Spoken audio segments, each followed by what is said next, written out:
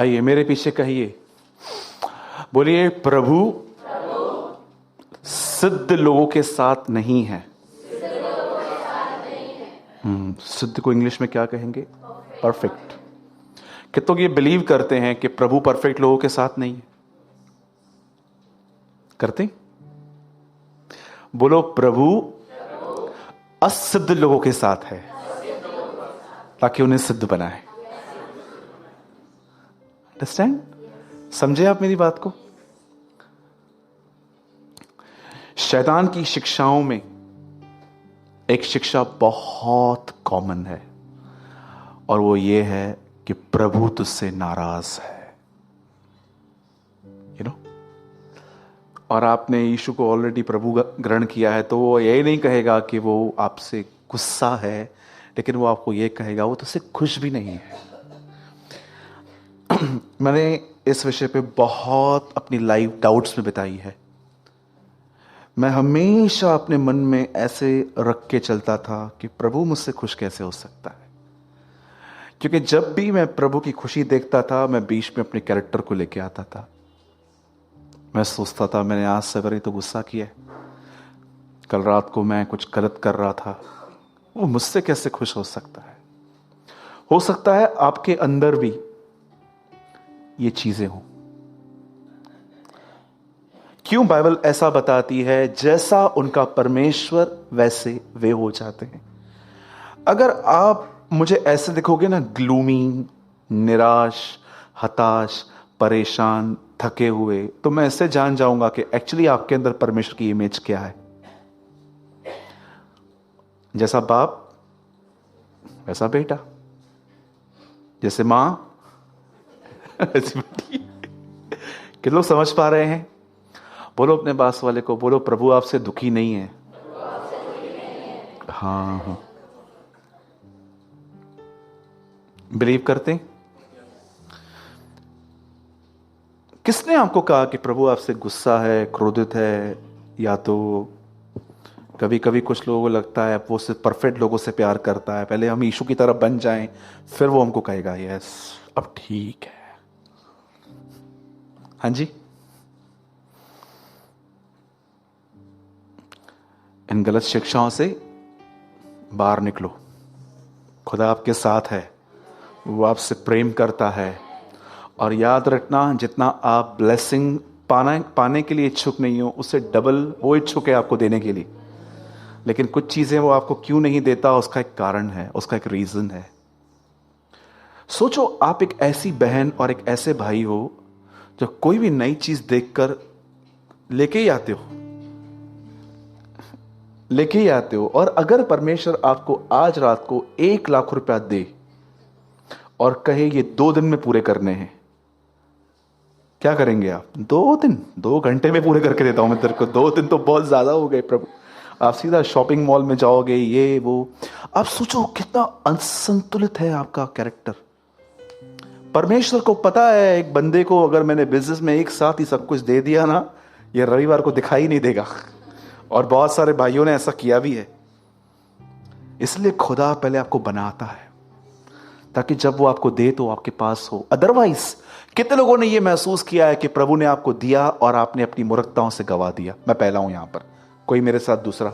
हाँ, ये देखो, मेरे को लगा मैं अकेला मूर्ख हूं, लेकिन बहुत सारे और भी हैं मेरे साथ। Praise the Lord. Tell me, इसीलिए यीशु ने कहा तुम्हारा फल बना रहे। राइट? इससे पहले कि मैं आज के वचन में आऊं, आज का वर्ड थोड़ा टफ है, कुछ लोग नाराज होके जाएंगे मुझसे, पर मुझे इसकी कोई फिक्र नहीं है। लिसन, कोई रियल हंसा आज कोई अंदर से। ऐसी आजकल बहुत कम सुनाई देती है। इससे पहले कि मैं आपको आगे लेके जाऊं, मैं एक बहुत ब्यूटीफुल स्टोरी आपको बता के, कि जो भी लोग चर्च को बहुत हल्के से लेते हैं उनके लिए है। एक भाई थे, उन्होंने नया नया बिजनेस ओपन किया। स्टार्टिंग के डेज तो आपको पता है स्ट्रगल के डेज होते हैं, और वो दिन वो एडजस्ट नहीं कर पाया। वो फिरता रहता था यहाँ वहाँ। एक दिन उसको पता चला कि प्रभु के पास जा, यीशु मसीह के नाम से दुआ करवा तो बड़ी बरकतें आएंगी। और वो चला गया और सच में ऐसा हुआ भी। वो कलीसिया गया और उसके बाद उसका बिजनेस इतना ग्रो होने लग गया, इतना ज़्यादा होने लग गया। पहले वो हफ्ते में 3 दिन कलीसिया आता था, अब उसका 2 दिन हो गया। पास्टर ने पूछा क्या बात है भाई, रविवार को नहीं आते हो? हाँ, धंधे का दिन है। कैसे आऊं? हो अब हुआ क्या, और कस्टमर्स और बढ़ने लग गए। फिर क्या हुआ पता है? 1 दिन हो गया और जब उससे पूछो भाई क्या हो गया, यार बिजनेस भी तो प्रभु ने दिया है ना, वो भी तो संभालना है ना, प्रभु थोड़ी ना खिलाएगा, हम लोग को भी तो कुछ करना है ना। ये ना ऐसे बहुत सारे मैन्युपुलेटर्स होते हैं। फिर लास्ट में ऐसा हो गया, काम इतना बढ़ने लग गया, अब ये बंदा 6 महीने में 1 बार आने लग गया। और आगे चल के ऐसा भी हुआ, ईयर में 1 दिन सिर्फ क्रिसमस पे केक खाने के लिए।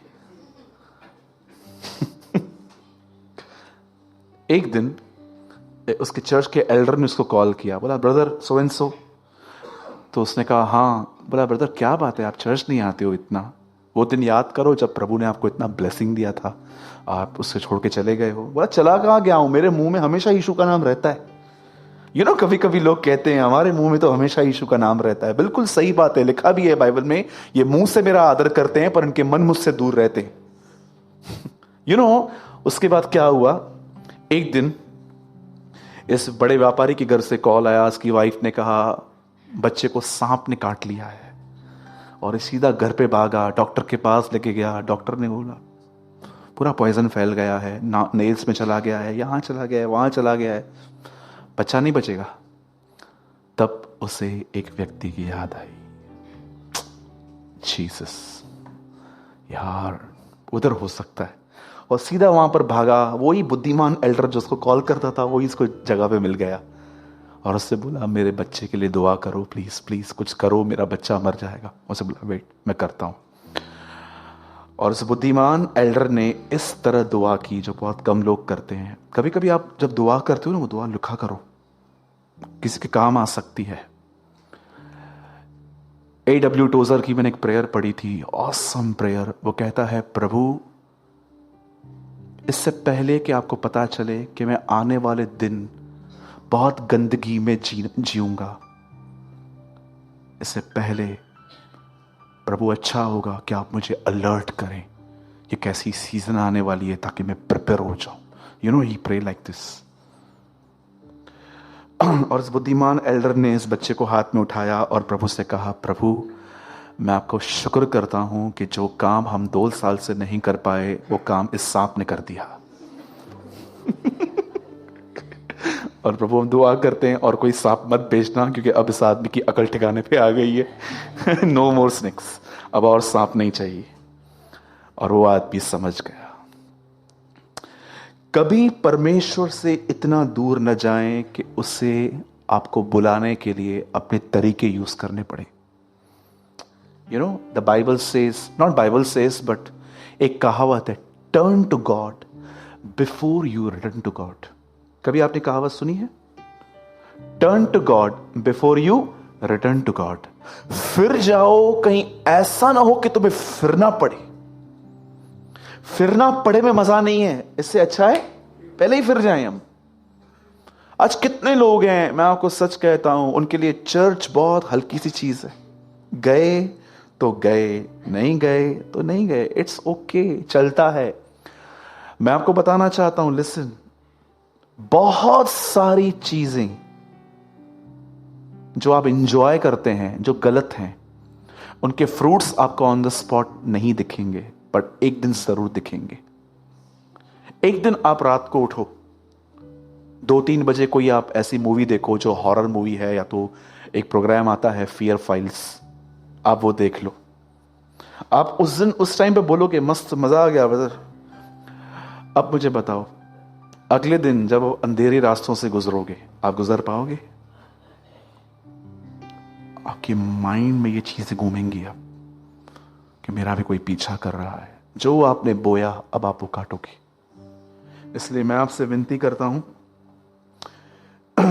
हमेशा आप जिस भी कलीसिया में जाते हैं, यहां पर आप रेगुलर हैं, प्रेज द लॉर्ड, लेकिन अगर आप कहीं और भी जाते हैं, प्लीज जाते रहिए, कंटिन्यू संगति में बने रहिए। ये बहुत जरूरी है आपके लिए, क्योंकि मैं आपको बताना चाहता हूं, इन दिनों में ऐसा समय आएगा, नोटिस, आप नोट कर लेना, अब एक ऐसा समय आएगा,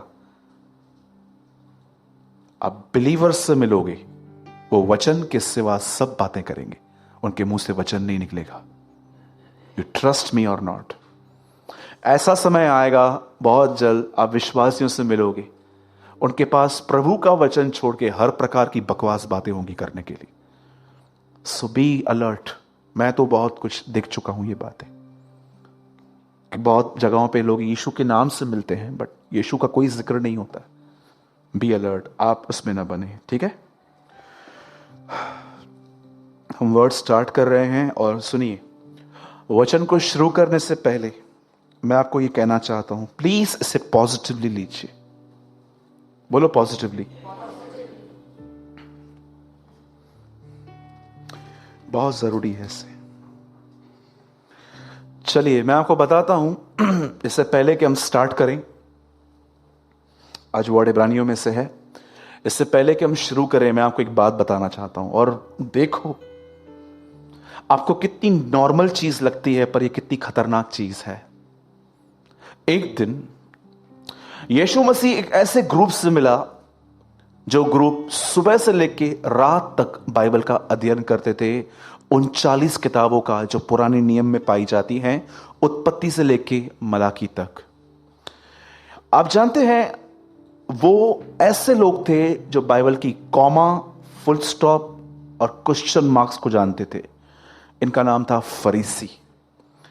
लेकिन एक चीज बहुत खतरनाक थी इन लोगों के अंदर। जिस बाइबल का ये अध्ययन कर रहे थे, जिस बाइबल का ये अध्ययन कर रहे थे, उस बाइबल को वो गलत तरीके से पढ़ रहे थे। और ये भी हो सकता है कि आप में से भी कुछ लोग यहां जो बैठे हैं वो बाइबल को पढ़ते हैं बट इन अ रॉन्ग वे। आपको पता है वो बाइबल को किस लिए पढ़ते थे? मैं आपको बताता हूं। समझो अमित भाई यहां बैठे हुए हैं, मुझे अमित के घर से एक कंप्लेन आई है कि बहुत वो गुस्सा करता है, चिल्लाता है। एक ऐसी एग्जाम्पल दे रहा हूं, और मैं पहला यूहन्ना पढ़ रहा हूं। ये देखिए, उसमें एक वचन लिखा है, तुम में से बहुत सारे ऐसे हैं जो केन के रास्ते पे चलते हैं। केन कौन था? जिसने हाबिल का मर्डर किया। अब जब मुझे केन की बात सुनाई दी तो मुझे अमित का चेहरा सामने आ रहा है। हाँ, अमित भी तो ऐसा करता है।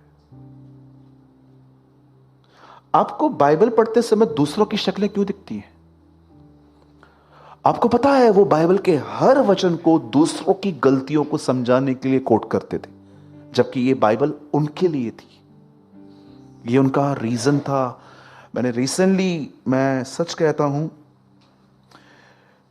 मैं इन गड़बड़ियों से बाहर आया हूं। मैं आपको इसलिए समझा पा रहा हूं। मैं भी कई बार जब कुछ लोगों की गड़बड़ियां जानता था और जब भी मैं बाइबल पढ़ता था, ओह हाँ ये भी तो ऐसा है, ओह ये भी तो ऐसा है।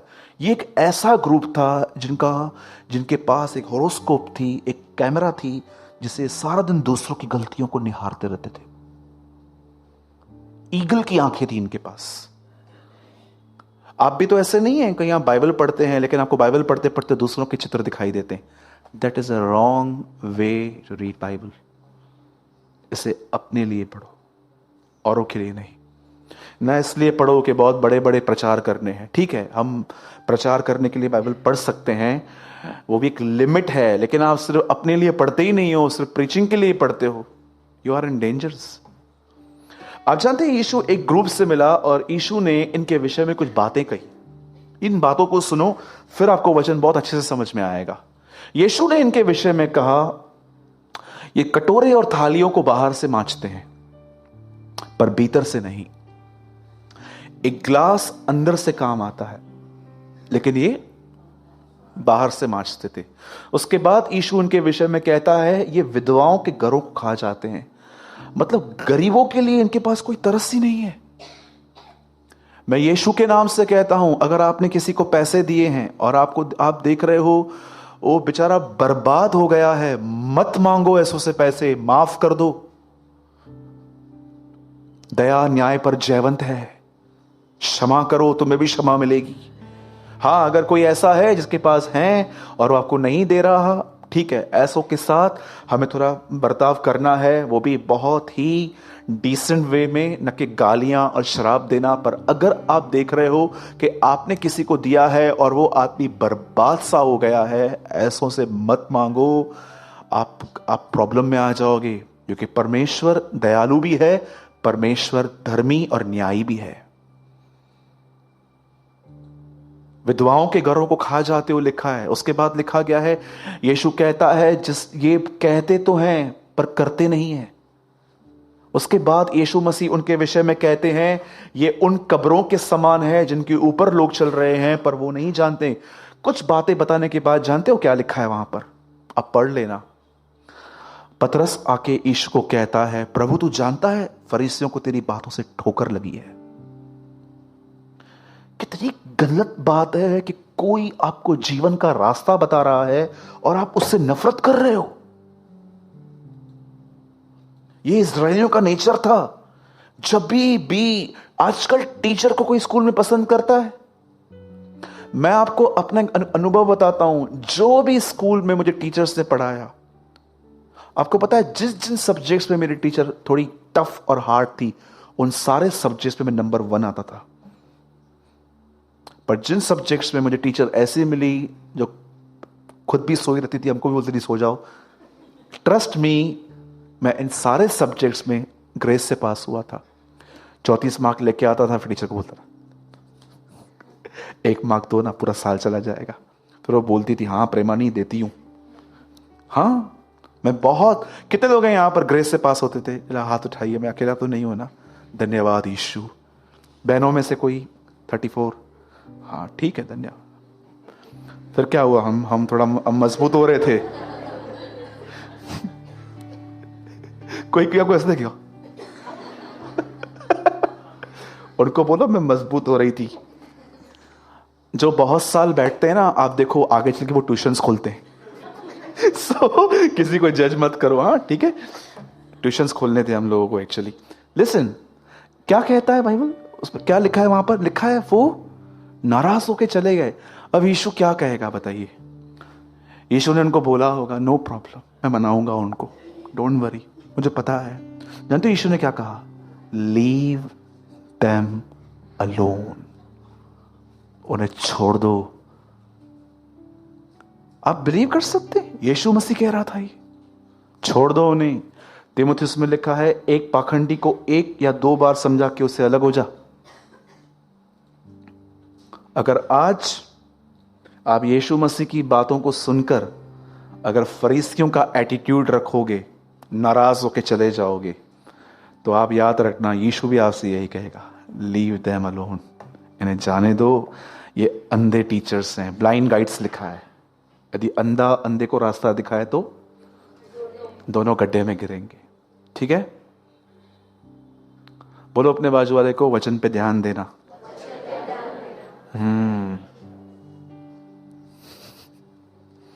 आइए हम इब्रानियों खोलेंगे 12 अध्याय। पंकज भाई 4 लाइट्स बंद कर दीजिए। Hebrew chapter 12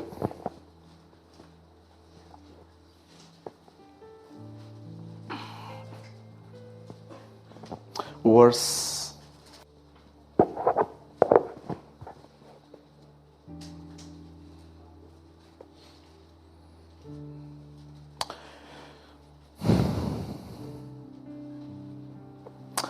5 and 6। जिनके पास बाइबल नहीं है आप प्रोजेक्टर पे पढ़ सकते हैं। सबने खोल लिया? खोल लीजिए। सच्ची बोल रहा हूं, ये फिलेमोन के बाद आता है, आप चेक कर सकते हैं। ओके, ये फिलेमोन के बाद आता है और हम इसमें पढ़ रहे हैं 12 का 5 and 6। तुम उस उपदेश को जो तुमको पुत्रों के नाई दिया जाता है भूल गए हो कि हे मेरे पुत्र, प्रभु की ताड़ना को हल्की बात न जान, और जब वो तुझे धुड़के तो हियाव न छोड़। 6, क्योंकि प्रभु जिससे प्रेम करता है उसकी ताड़ना भी करता है, और जिसे पुत्र बना लेता है उसे कोड़े भी लगाता है। इंग्लिश में लगाइए। You are children of God and he speaks words of comfort to you, you have forgotten these words, my child, don't think the Lord discipline is worth nothing, and don't stop trying when he corrects you. आगे, the Lord disciplines everyone he loves. He punishes everyone he accepts as a child. ध्यान दीजिए, बता नहीं English लगा खोल के रखो. Discipline everyone he loves. ध्यान दीजिए, आपका बच्चा दाल और चावल हाथ से खाता है तो कोई इशू नहीं है, चम्मच से खाएगा तो भी इशू नहीं है, पर वो अगर ऐसे से खाएगा, कुछ बोलोगे नहीं? आपका लड़का रात को आपके सामने आके सिगरेट पिए और धुआं आपके मुंह में छोड़े, कुछ नहीं बोलोगे?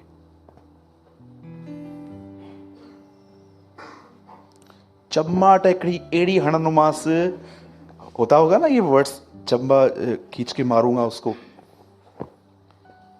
आप जब अपने बच्चों को कुछ देखते हो गलत करते हुए तो आप उन्हें डिसिप्लिन सिखाते हो क्योंकि उन्हें समाज में आके चलना है.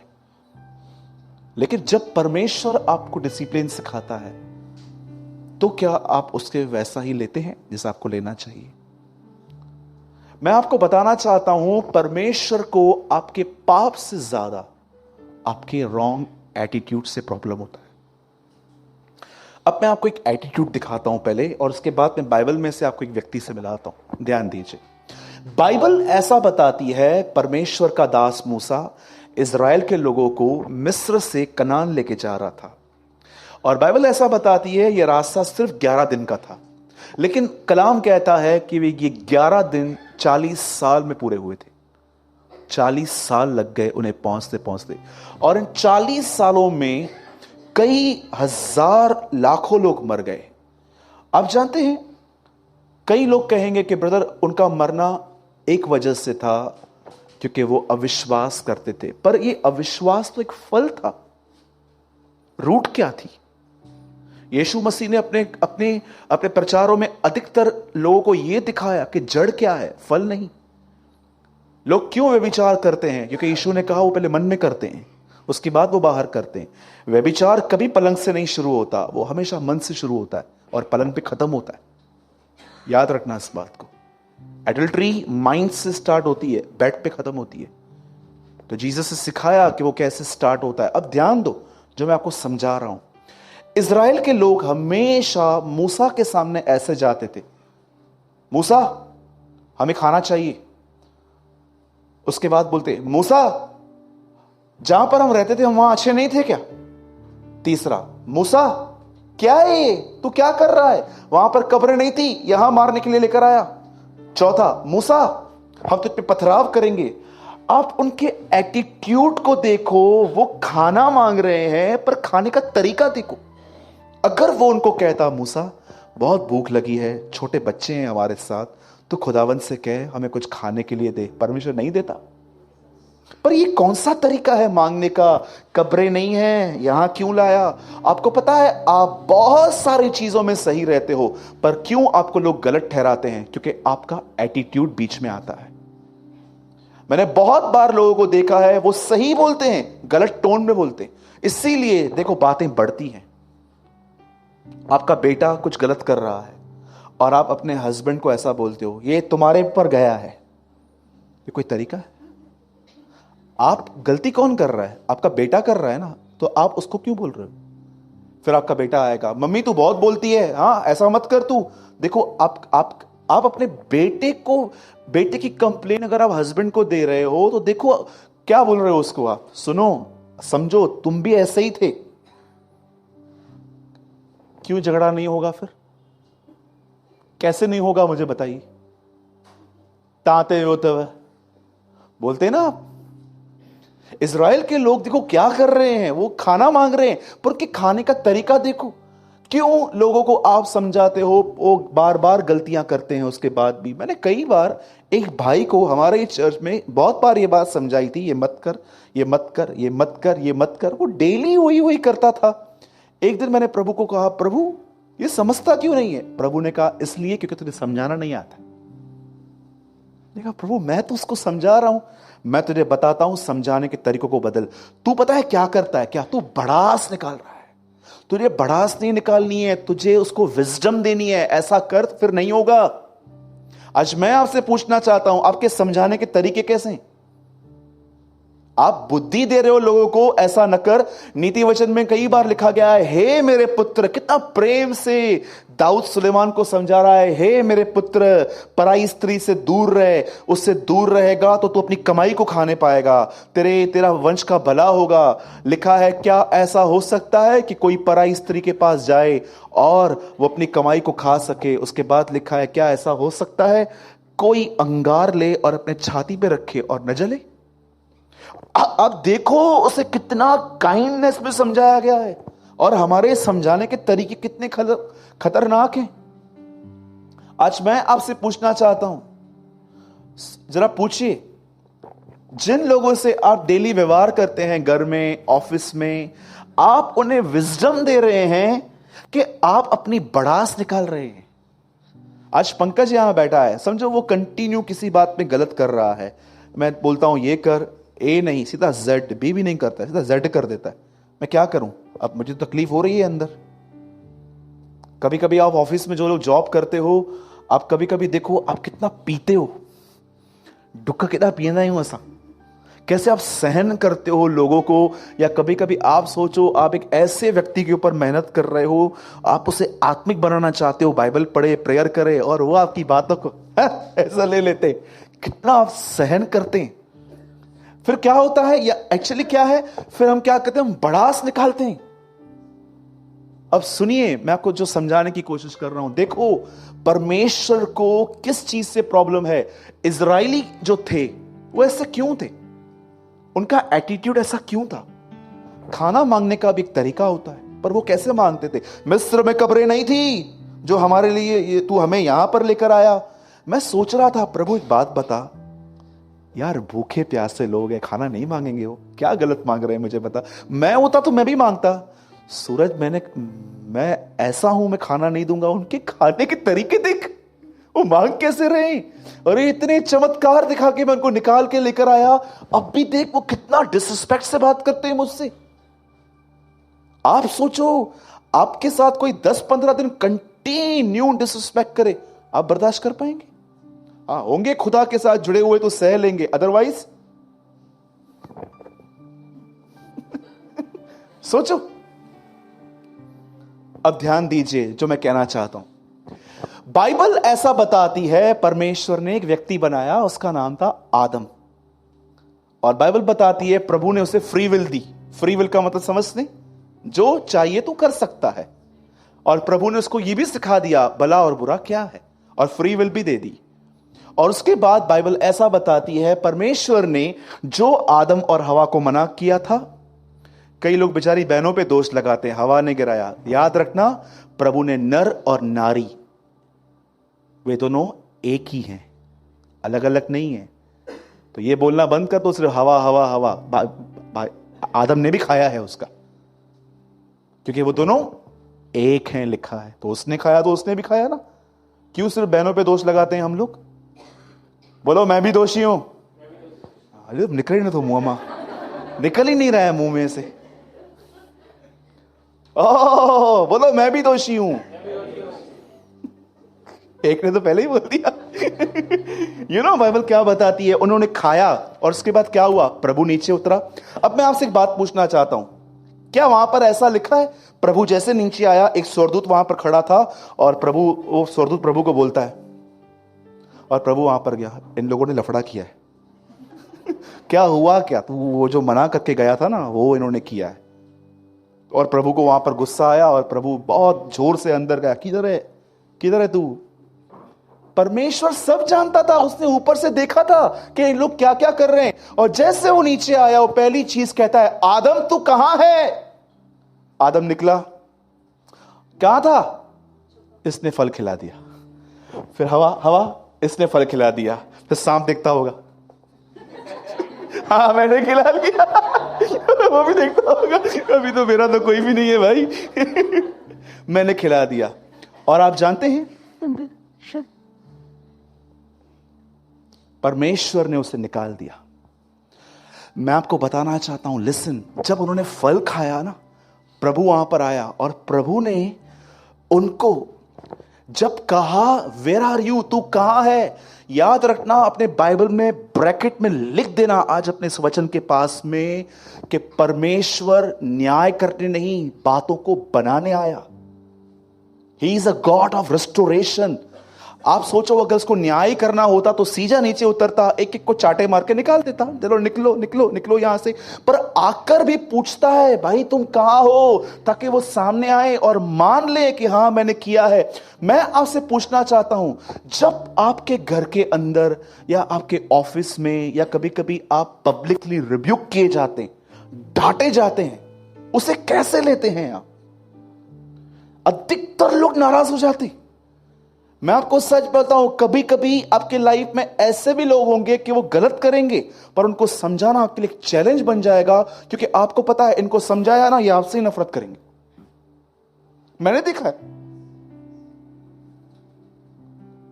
एक दिन एक हस्बैंड और वाइफ के बीच में मैं गया, कुछ हुआ था उनके बीच में। अरे मैं इतनी बड़ी परीक्षा में पड़ गया, वहां पर जाके मैंने प्रभु को बोला, प्रभु मेरे को फिर कभी मत भेजना। मैं वहां पर गया, पति बोल रहा था ये समझती नहीं है, ये वो, और उसकी वाइफ भी, अरे ये नहीं समझता है, ये क्या हो गया। मैंने भाभी को बोला, भाभी आप भी मेरे को ही डांट रहे हो। अरे बाप रे माचो, ये तो बुजंदी है। फिर हस्बैंड को बोला, आप चुप रहो, मतलब मैं गलत हूं।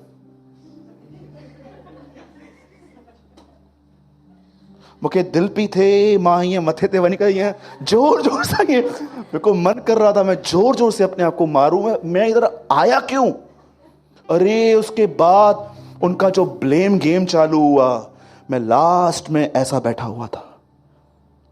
मैंने लास्ट में उनको बोला, तुम दोनों ढोंगी हो, मैं जा रहा हूं। उसको समझाओ तो वो बोलती है मैं गलत हूं क्या? उसको समझाओ, मैं गलत हूं क्या? मैं कमाता हूं, मैं घर, इसको कमाने का घमंड, इसको घर संभालने का घमंड। अरे तुमने मुझे बुलाया क्यों है? बाकी सिर्फ ये समझाने के लिए कि देखो क्या हो रहा है। एटीट्यूड, ये इतनी खतरनाक चीज है। शादियां टूटती हैं, संबंध खत्म हो जाते हैं, दो लोग पार्टनरशिप में बिजनेस स्टार्ट करते हैं, वो खत्म हो जाता है, सब खत्म हो जाता है, because of the one thing, negative attitude. मैं जब किसी इंस्टीट्यूट में पढ़ने के लिए जाता था, हमारे इंस्टीट्यूट में एक सर थे, वो थोड़ा समझाते, थोड़ा डांट से थे। मेरे बाजू में एक फ्रेंड था मेरा, उसका नाम पवन था। आप बिलीव करेंगे, एक दिन सर ने हमको डांटा। मुझे तो काम सीखना था कुछ, मैं डांट सहन के मैं बैठा था, मैंने पैसे भरे थे, मैं क्या करूं, मुझे सीखना ही था। वो उठ के सर को बोलता है, ओए आप डांटो मत, आराम से बात करो। मैं सब क्लास उसको देख रहे थे, बड़े बाप का बेटा था। वो सब चले गए और हम सब मिडिल क्लास थे वहां पर, हमें कुछ काम सीख के आगे बढ़ना था। आपको पता है, आज वो लड़का, बिलीव कीजिए, मुझे नहीं पता है कहाँ है, लेकिन मैंने कहाँ पर ये सुना है कि वो कहीं बाहर चला गया, धक्के खा रहा है बेचारा आज। धक्के जानते हो कौन खाते हैं? दुनिया कहती है वो जिसकी कोई किस्मत नहीं है, पर मैं कहता हूं वो जिनमें एटीट्यूड है। किस्मत नाम की तो कोई चीज है नहीं। परमेश्वर इतना अन्यायी नहीं है कि 3 लकीरों में आपकी जिंदगी लिखेगा। याद रखना, यीशु मसीह आपका भविष्य है, वो ही हमारा फ्यूचर है और कोई आपका फ्यूचर नहीं है। अब देखो, आदम वहां से निकाल दिया गया। अब देखो, आदम की लीग पर एक और व्यक्ति चलता था, इससे भी मिल लो। बाइबल ऐसा बताती है, एक व्यक्ति था, उसका नाम था शाऊल। ठीक है, पढ़ा है आपने शाऊल के बारे में? आपको पता है शाऊल की शुरुआत कितनी औसम हुई थी? जब उसे राजा बनाने के लिए चूज किया गया, आपको पता है वो मिल नहीं रहा था, वो मिल ही नहीं रहा था, वो कहां पर छुप गया था। अब आप सोचो, कोई आदमी छुप रहा है, इसका मतलब क्या है? वो पब्लिकली बढ़ना ही नहीं चाहता है आगे। कितनी ऑसम कैरेक्टर है कि आप पब्लिकली फेमस ही नहीं होना चाहते हो। आज फेमस होने के लिए पता नहीं क्या क्या किया जाता है। मैं हमेशा कहता हूं, use your mic for God, but don't use your God for mic. इस माइक को प्रभु के लिए यूज करो, पर अपने परमेश्वर को यूज मत करो इसके लिए।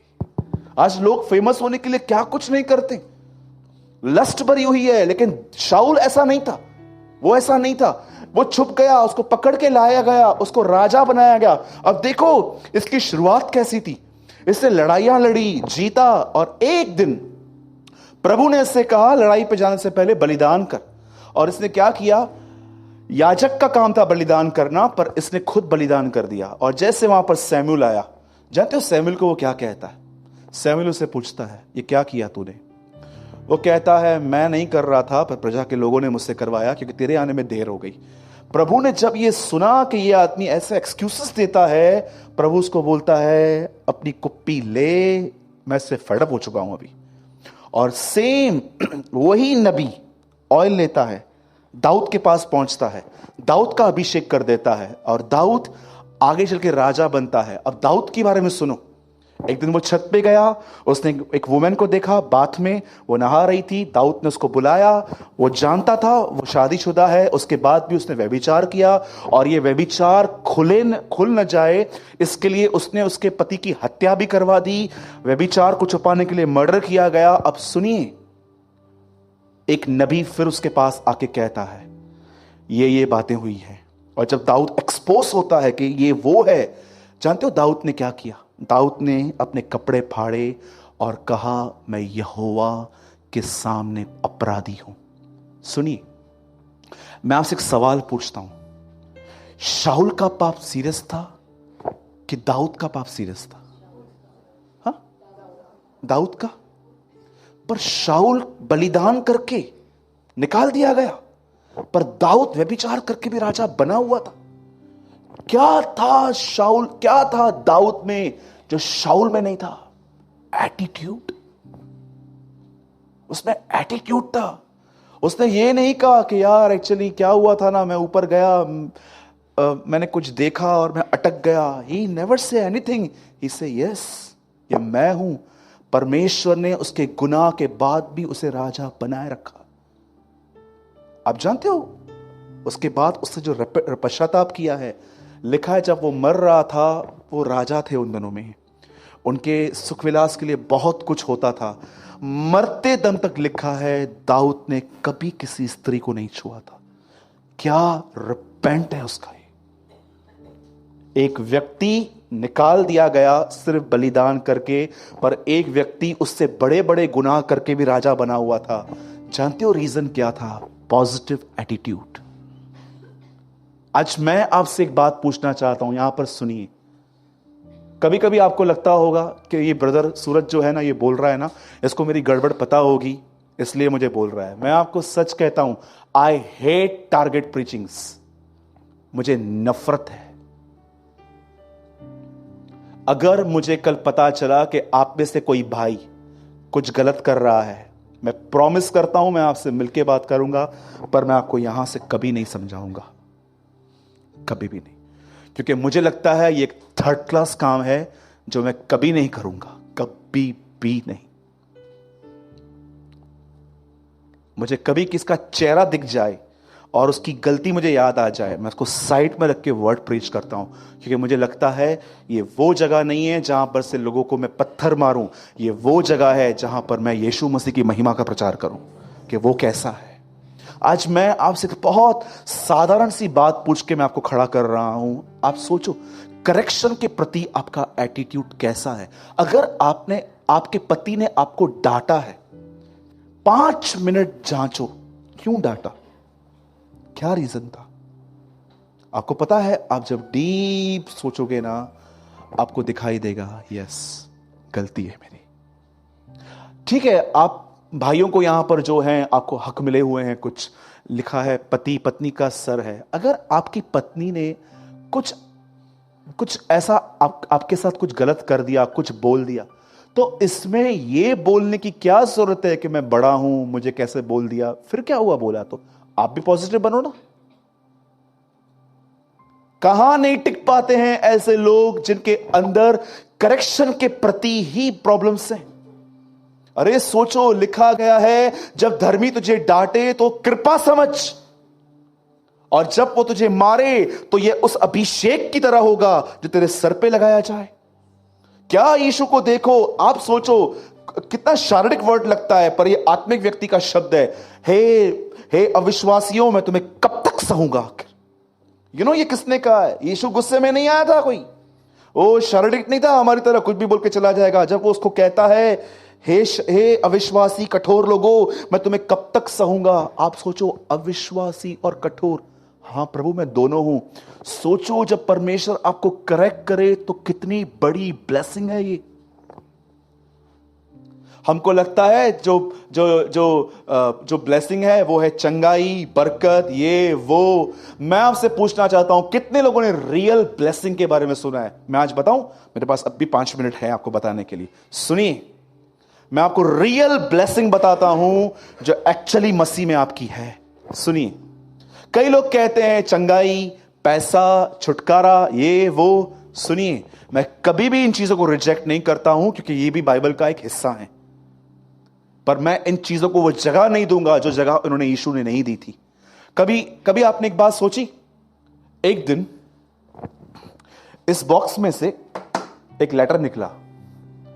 उस लेटर में लिखा था, बाई सूरज प्रेमानी जी, ऐसे इंग्लिश में लिखा था, वाई, तो क्यों चमत्कारों के बारे में अधिक नहीं बोलता। अब उन्होंने क्वेश्चन करके डाल दिया था। मैं आपको एक आंसर देता हूं। यीशु के पास एक स्त्री आई, इसकी बच्ची में दुष्ट आत्मा थी और यीशु को कहती है, प्रभु मेरी बच्ची को ठीक कर।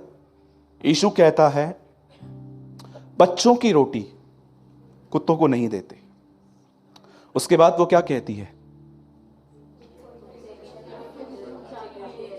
कुत्ते भी उस चूर चार को खाते हैं जो स्वामी के मेज से गिरती है।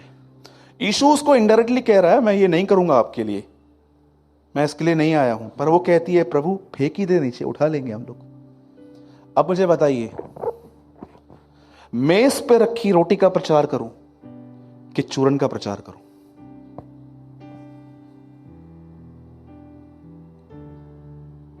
नहीं समझे? वो जो रोटी नीचे पड़ी हुई है, चमत्कार, ये थोड़ी थोड़ी जो लोग भागते रहते हैं इसके ऊपर, ये खिलाऊं कि टेबल पे रखा हुआ खाना बनाऊं to be like Jesus Christ, यीशु की तरह बनूं? काश प्रभु हमारी आंखें खोले। मैं इससे पहले कुछ बता रहा था ना, ब्लेसिंग, हाँ प्रेज द लॉर्ड, देखो कभी कभी निकल जाता है। सुनिए, ये आखिरी बात है, उसके बाद आप सब खड़े हो सकते हैं। सुनिए, दुनिया कहती है चंगाई एक आशीष है, छुटकारा, बिजनेस का बढ़ना। सुनिए, मैं रिजेक्ट नहीं कर रहा हूं, ये भी चीजें परमेश्वर देता है और उसके लिए प्रभु को सारी महिमा मिले। पर मैं आपको बताना चाहता हूं, ध्यान दीजिएगा, जब पतरस यीशु से मिला तो उसने क्या कहा, हे प्रभु मैं पापी हूं, चला जा। ठीक है। सेकंड, एक स्त्री यीशु से मिली, उसने अपने संगमरमर का इत्र का जो पॉट था वो क्या किया, तोड़ दिया। आपको पता है पॉट को तोड़ने का मतलब क्या है? इजराइल में वेश्याएं इत्र को ड्रेस पे लगा के कस्टमर्स को अट्रैक्ट करती थी। आप पढ़ सकते हो नीति वचन में, हे मेरी पुत्री दालचीनी और सुगंध वस्तुओं को लिखा है पलंग पे फैला दे। ये चीजें उन दिनों में लोगों को अट्रैक्ट करने के लिए मंगाई जाती थी। अब उसने क्या किया, वो पूरा तोड़ दिया, मतलब ये काम मैं नहीं करूंगी आज के बाद। थर्ड थिंग, उसके बाद जब सामरी स्त्री यीशु से मिली तो वो यीशु से मिलने के बाद गांव वालों को कहती है, सुनो मुझे एक व्यक्ति मिला है और जो मैंने किया उसने मुझे सब बता दिया है। आप इससे कितने लोगों ने नोटिस किया, इन्होंने यीशु से मिलके एक ऐसी रोशनी पाई जिस रोशनी में उन्हें यह भी दिखा कि खुदा उनसे प्रेम करता है और यह भी दिखा कि उनके अंदर गंदगी भी है। सिर्फ गंदगी नहीं दिखी, पर यह भी दिखा कि इतनी गंदगी के साथ भी खुदा मुझसे प्रेम करता है। अगर परमेश्वर आपको प्रतिदिन आपकी एक गलती भी शो नहीं कर रहा है, मैं आपको बताना चाहता हूं आप प्रभु से दूर हो चुके हो। ये ट्रू ब्लेसिंग है कि परमेश्वर जब आप गलत करें वो आपको कैच करे और उसको कहते हैं कि वो पुत्र के समान व्यवहार कर रहा है। कितने लोगों को ये ब्लेसिंग चाहिए? ब्रदर पीछे जाइए अभी। क्या आप बिलीव करते हैं ये एक ब्लेसिंग है? This is a real blessing. अरे सोना चांदी कपड़ा तो सब रह जाएगा, ये चीजें तो हमें वहां पर जाने के लिए क्वालिफाई करती है। हिंदी लगाइए। क्योंकि प्रभु 5, और तुम उस उपदेश को जो पुत्रों के नाई दिया जाता है भूल गए हो कि हे मेरे पुत्र, प्रभु की ताड़ना को हल्की बात न जान, और जब वो तुझे दुड़के तो हियाव न छोड़। आगे, क्योंकि प्रभु जिससे प्रेम करता है उसकी ताड़ना करता है। जब परमेश्वर आपको कहता है ये मत कर, तो ये सिर्फ इंस्ट्रक्शन नहीं है, ये लव है। कितने लोगों को इस तरह की ब्लेसिंग चाहिए?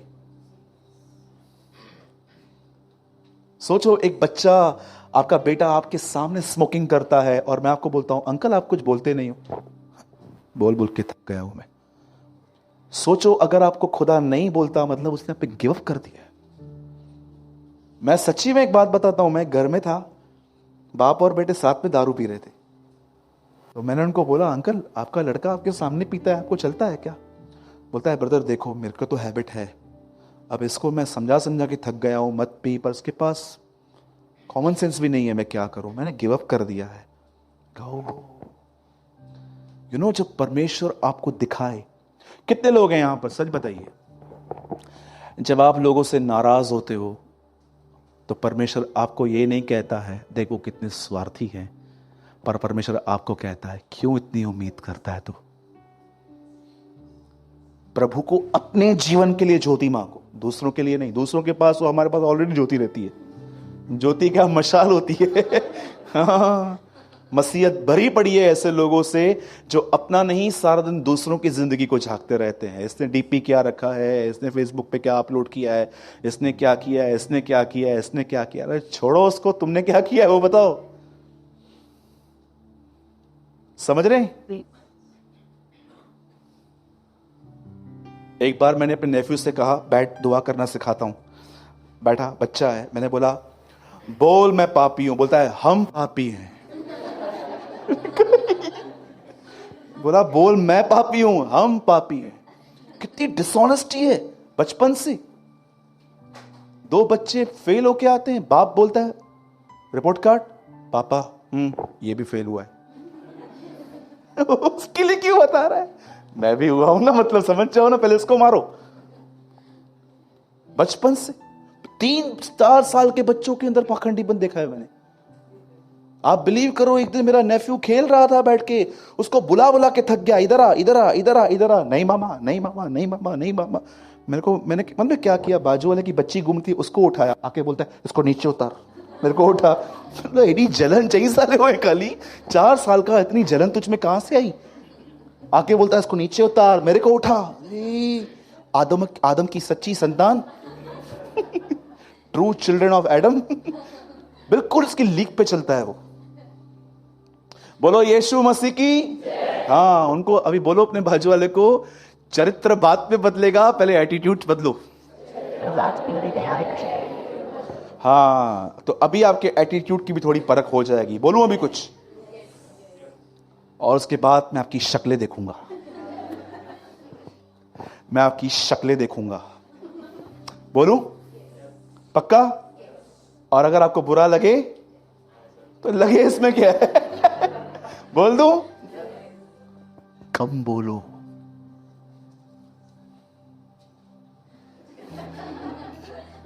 उठ सवाल मत किया। कम बोलो, बहुत सारे लफड़ों से बचे हुए रहोगे। जो कम बोलता है, लिखा है वो समझ से काम लेता है। जहां बातें अधिक होती हैं वहां अपराध भी अधिक होता है।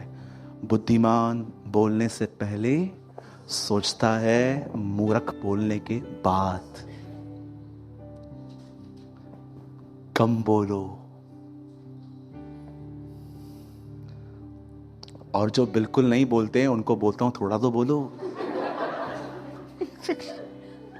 प्रेज़ द लॉर्ड तो बोलो। कितने लोग हैं यहां पर, सच बताओ, मीटिंग के बाद आप सबको स्माइल देते हो? अरे प्रेज़ द लॉर्ड तो बोलो, इतने भरे हुए हो क्या आप? हाँ, कभी कभी कुछ लोग आपको प्रेज़ द लॉर्ड भी नहीं बोलेंगे।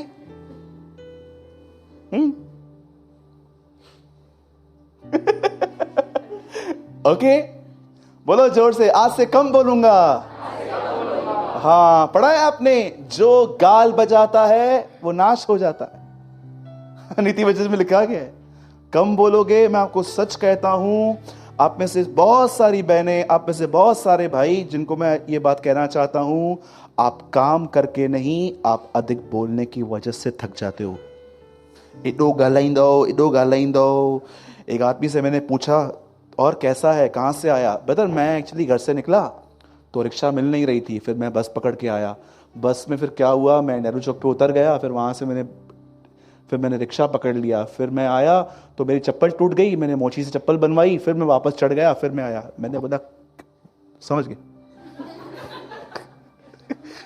फिर मैंने अपने आप को सिखाया कि तूने इससे क्यों पूछा, तूने पाप करवाया। एक्चुअली इसने पाप नहीं किया, तूने पाप करवाया इससे। मैंने कहा, प्रभु इसके पाप की सजा मैं माफी मांगता हूं प्रभु। मैंने बोला ठीक है, मैं समझ गया। अभी सीधा बोलने का कितने बजे आया? ओके, बोलो यीशु मसीह की। करेक्शन को पॉजिटिवली लेना सीखो। अब बहुत आगे जाएंगे, और यीशु मसीह के नाम से मैं प्रभु का दास होने के नाते आपसे कहता हूं, बहुत जल्द खुदा आपके अंदर ये एटीट्यूड पैदा करेगा। आमीन। आइए यीशु के लिए जोरदार ताली देंगे। न तो बल से न शक्ति से, परंतु प्रभु की आत्मा के द्वारा ये हो जाएगा। मैं विश्वास करता हूं यहां पर जितने भी लोग बैठे हैं, आने वाले समय में भले हमारे परिवार हमें गालियां दें, कुछ भी करें, क्या भी कहें, उसके बाद भी हम राइटली उनको देखकर कहेंगे प्रेज द लॉर्ड। आमीन।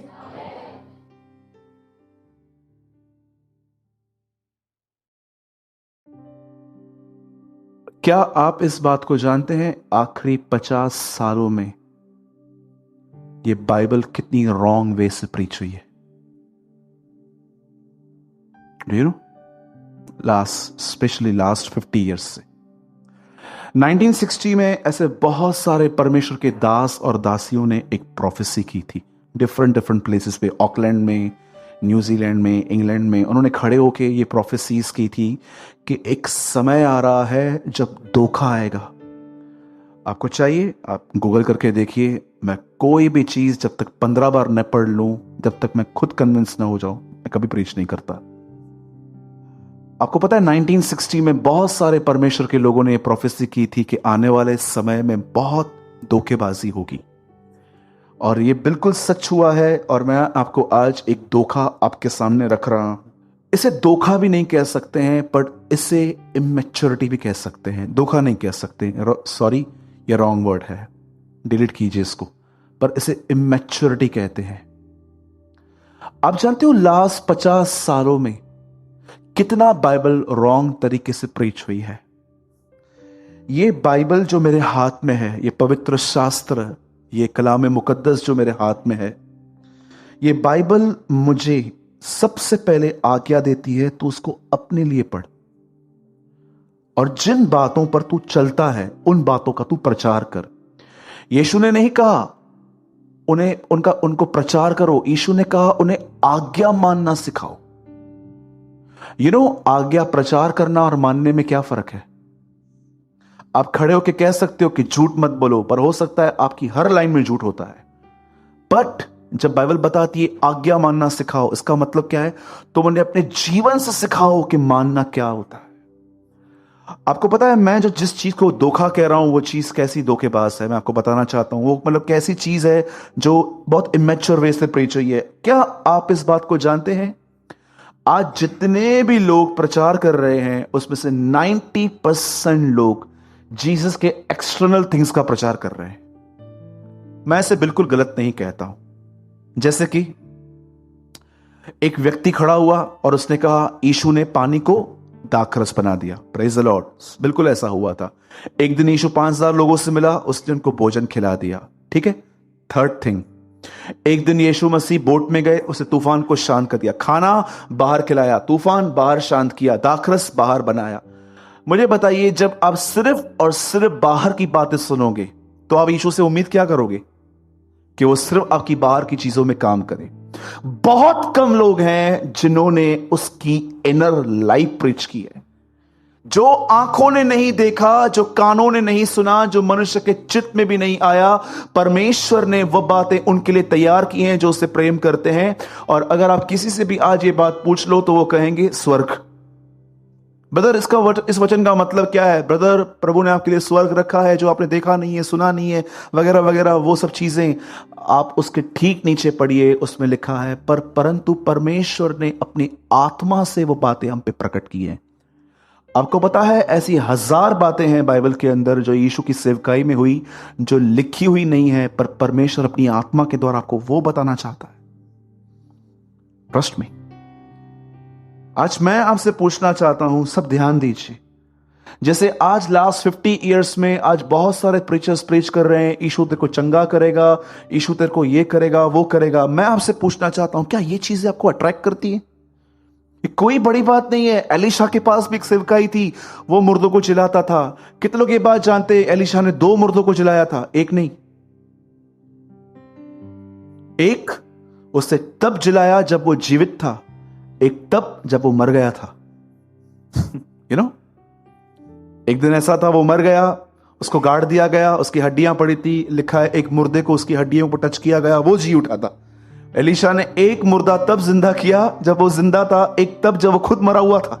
उसके हड्डियों में अनॉइंटिंग थी, उसके हड्डियों में भी इतना अभिषेक था। बेनिन कहते हैं कैथरीन कुलमन की कब्र पे मैं आज भी प्रभु की उपस्थिति महसूस करता हूं, क्योंकि लिखा है यहोवा के दासों की मौत उसकी नजर में बड़ी ही अनमोल है।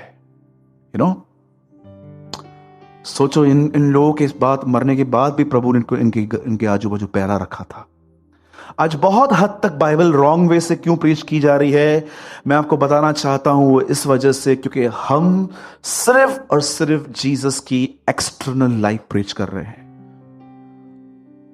सोचो, मैं आपसे पूछना चाहता हूं, जब आप इसे लेते हैं किस एक्सपेक्टेशन से ले रहे हैं? कि मैं देखूं कि यीशु ने ये किया, वो मेरे लिए ये करेगा? कि आप सच में एक चेले हो और आप हर प्रचार के अंदर ये देखते हो कि मेरा जीवन और इसकी तरह कैसे बन सकता है?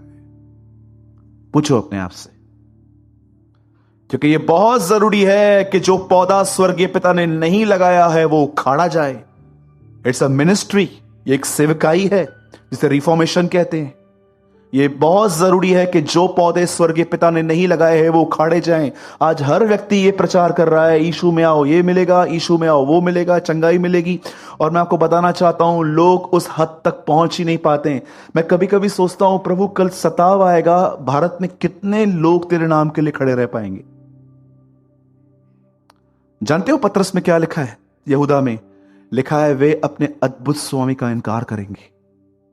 अंत के दिनों में सबसे बड़ा गुनाह यह होगा जब प्रभु आएंगे, और जब सताव आएगा उससे पहले तो बहुत सारे लोग जो हमारी कलीसिया में भी बैठे हुए हैं, शायद वो ये बोल के प्रभु से माफी मांगेंगे कि प्रभु मैं एक बार बोल देता हूं, मैं आपको नहीं जानता हूं, फिर मुझे माफी मिल जाएगी, फिर आप भी मुझे माफ कर देना।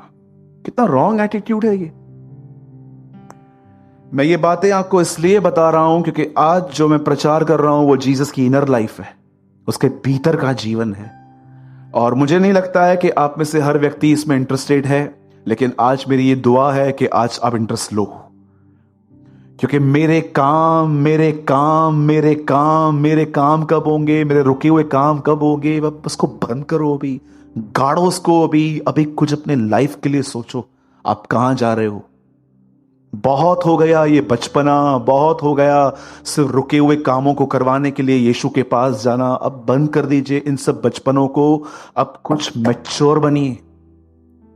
आपने कभी कभी ऐसे लोग देखे हैं जब वो पैदा होते हैं तो उनका माथा इतना बड़ा बड़ा होता है? कभी आपने ऐसे लोगों को देखा है जब जिनकी उम्र 25 और 30 साल है लेकिन उनका माइंड मैच्योर नहीं हुआ है, वो बड़े नहीं है? कभी कभी मैं रिसेंटली एक बच्चे से मिला, आई थिंक उसकी एज 18-19 साल की थी, बट मैं देख रहा था बगैर पैंट के वो घूम रहा था घर पे, उससे कुछ पहना नहीं था। तो मैं उसकी मदर से पूछ रहा था, आंटी ठीक है ये आप देख रहे हो क्या हो रहा है? बोलते कभी भी अपनी पैंट उतार देता है, कभी शर्ट उतार देता है, कभी बाल बिगाड़ देता है, कभी ऐसे ही चिल्लाता है रात को बैठ के, कभी डैडी और मेरे बीच में आके बैठ जाता है, दोनों को मारता है। तो मैं समझ गया इलिटरेट है वो। यू नो, बॉडी बड़ी है, मैच्योरिटी नहीं आ पाई, ब्रेन वर्क नहीं कर पाया।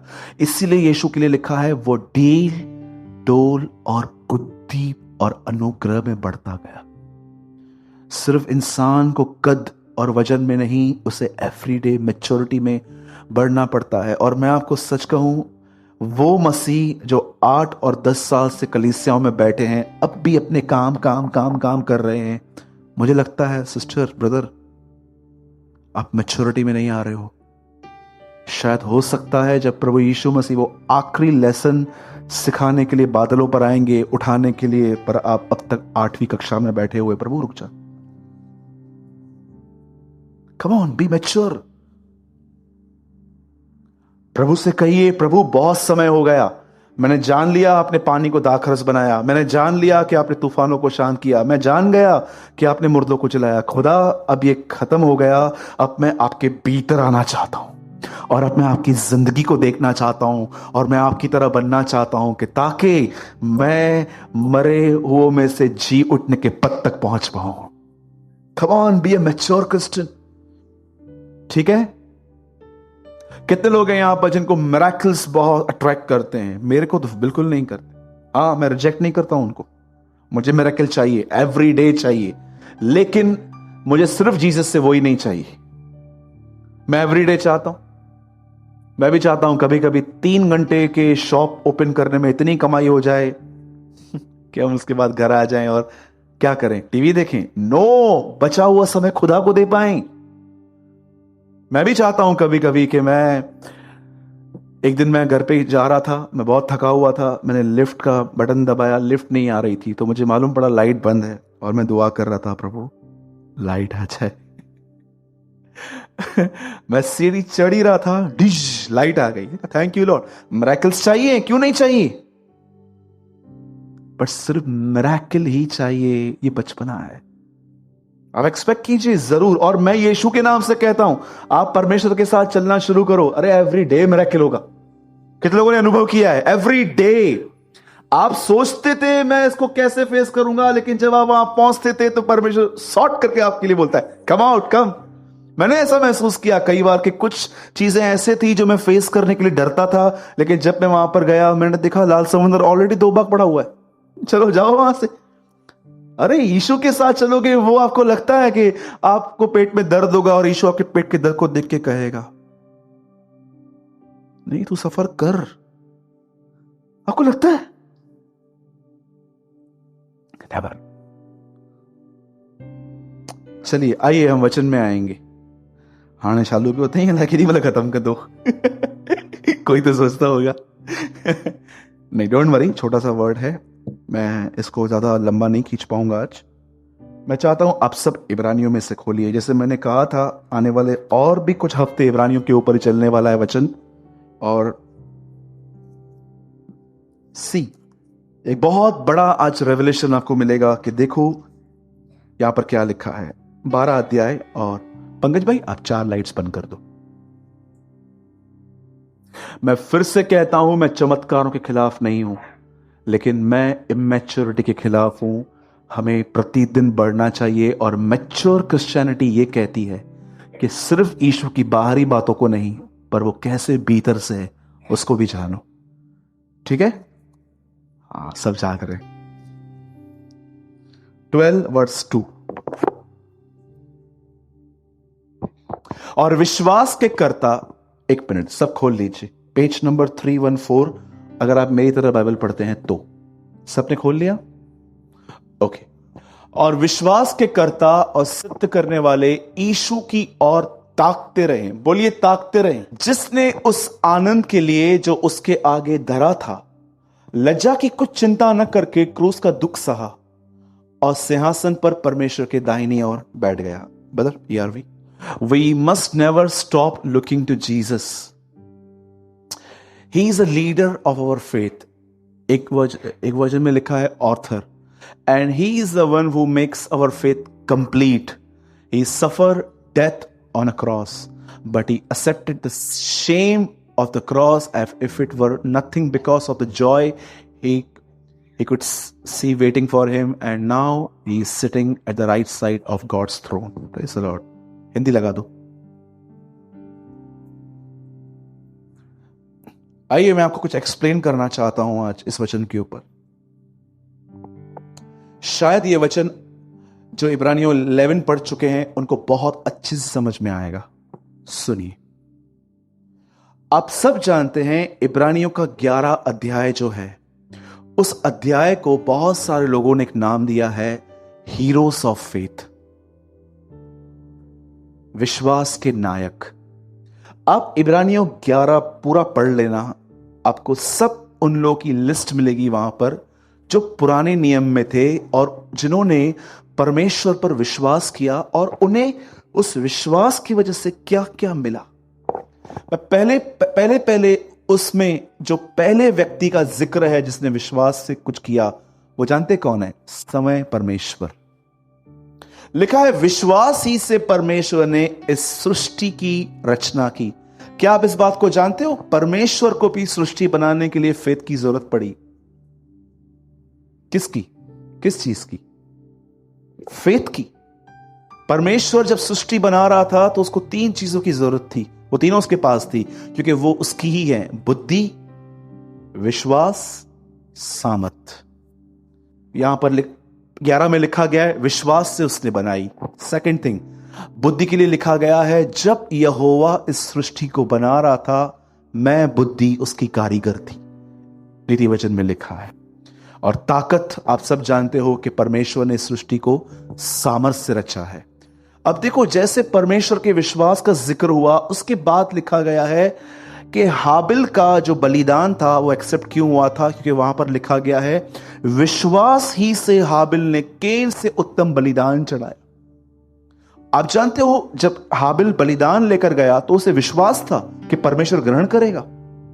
इसका पूरा हो गया, उसके बाद बाइबल बताती है परमेश्वर पहुंचता है इब्राहिम के पास। जब उसकी देह मर गई थी, सारा को कंसीव करने की ताकत नहीं थी, लिखा है उसने विश्वास किया। लिखा है विश्वास करने पर उसने प्रतिज्ञा की हुई संतान प्राप्त की। इब्राहिम का विश्वास जैसे पूरा हुआ, उसके बाद आई बात मूसा की। मूसा के लिए ऐसा लिखा गया है कि लाल समुंदर को उसने विश्वास ही से दोबाग कर दिया था। आप पूरी आराम से पढ़ो, परमेश्वर से स्टार्ट है, हाबिल, आदम और इब्राहिम, मूसा, उसके बाद बाइबल बताती है नूह के विषय में।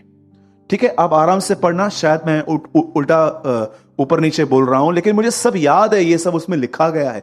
उसके बाद लिखा है विश्वास ही से नूह ने उन बातों की चेतावनी पाई जो उस समय दिखाई नहीं देती थी, और उसने विश्वास ही से जलयान बनाया और अपने भक्ति के साथ वो वहां चला गया। अब चौथा आदमी कौन निकला? पहले कौन था? बोलो परमेश्वर। सेकंड एबिल, थर्ड इब्राहिम, चौथा मूसा। अब पांचवा किसके लिए बताया? नूह के बारे में। अब उसके बाद एक और व्यक्ति का जिक्र है वहां पर, हनोक। लिखा है विश्वास ही से हनोक जीवित उठा लिया गया और उसका पता नहीं चला। ठीक है, इसका भी हो गया। उसके बाद अब बारी आती है यहोशू की। लिखा है विश्वास ही से उन्होंने शहरपनाह गिराई, जैसे एकदम वो पापड़ के पत्तों की तरह वो खत्म हो गई वहां पर।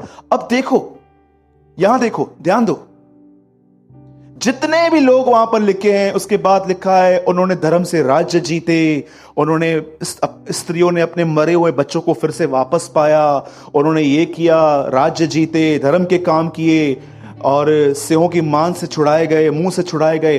वो सारी बातों का जिक्र जब करता है, आप एक चीज कॉमन देखो उसमें, और जानते हो वो चीज क्या है? जिन्होंने भी उन दिनों में परमेश्वर पर विश्वास किया, उन्होंने कुछ बाहर की चीज पाई। इब्राहिम ने इसहाक पाया, मूसा ने विश्वास किया, लाल समुंदर 2 भाग हुआ, हाबिल ने विश्वास किया, बलिदान दिया। पर आपको पता है ये पूरा अध्याय जब पूरा ही होने वाला था, इस अध्याय का आखिरी वचन क्या है? मतलब 11 का लास्ट वर्ड लगाइए और देखिए इस अध्याय का अंत कहां होता है? लास्ट है 39 लगाइए। संसार उनके योग्य न था और विश्वास ही के द्वारा इन सब के विषय में अच्छी गवाही, तो भी उन्हें प्रतिज्ञा की हुई वस्तुएं न मिली। आगे, क्योंकि परमेश्वर ने हमारे लिए पहले से एक उत्तम बात ठहराई थी। अब ये उत्तम बात क्या है?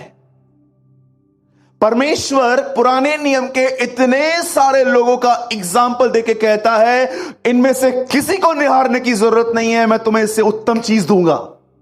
न इब्राहिम को देखने की जरूरत है, न इसहाक को, न याकूब को, न मूसा को, न सैमुएल को, न हबक्कू को, किसी को भी निहारने की जरूरत नहीं है। अब मैं तुम्हारे लिए इससे एक उत्तम चीज लेकर आऊंगा। और देखो, जब वो उत्तम चीज इस पृथ्वी पर आई, 33 साल यीशु मसीह हमारे बीच में आया, और देखो अब जो उसने 33 साल जिंदगी जी, उस 33 साल की जीवन का जिक्र एक वचन में क्या किया गया है यहां पर। देखो, वही सेम वर्ड लगाइए। और विश्वास के कर्ता और सिद्ध करने वाले यीशु की ओर ताकते रहो, जिसने पानी को दाखरस बनाया, लाजर को जिलाया, पतरस को 153 मछलियां पकड़ के दी, उसकी सांस को चंगा किया, उसको पानी पर चलने की ताकत देती।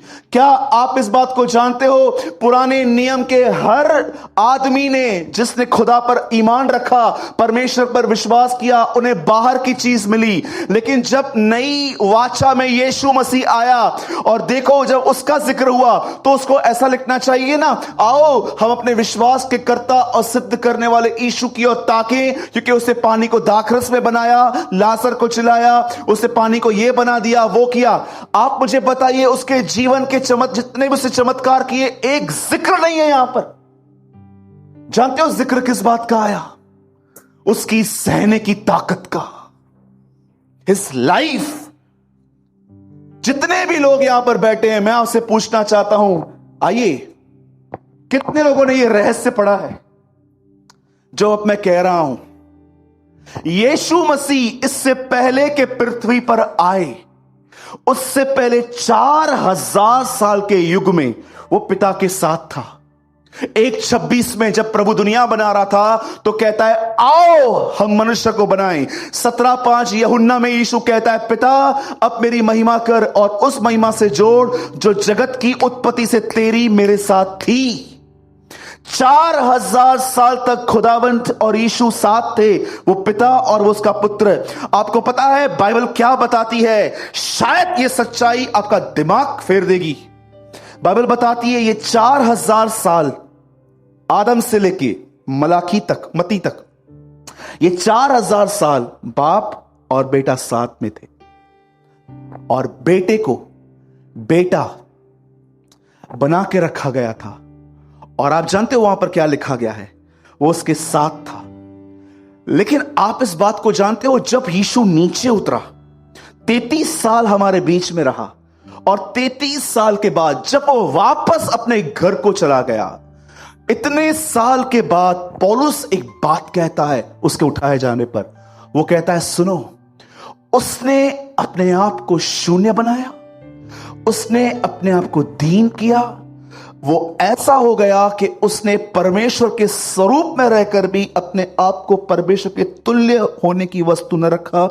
और उसके बाद ये वचन हिला देता है, वो कहता है, इस कारण, द रीजन इज दिस, इस कारण परमेश्वर ने उसे वह नाम दिया जो सब नामों में श्रेष्ठ है। आप इस बात को जानते हो, यीशु 4000 साल तक जब बाप के साथ उसके दाहिनी ओर बैठता था, तो वो एक वजह से बैठता था, क्योंकि वो उसका बेटा है।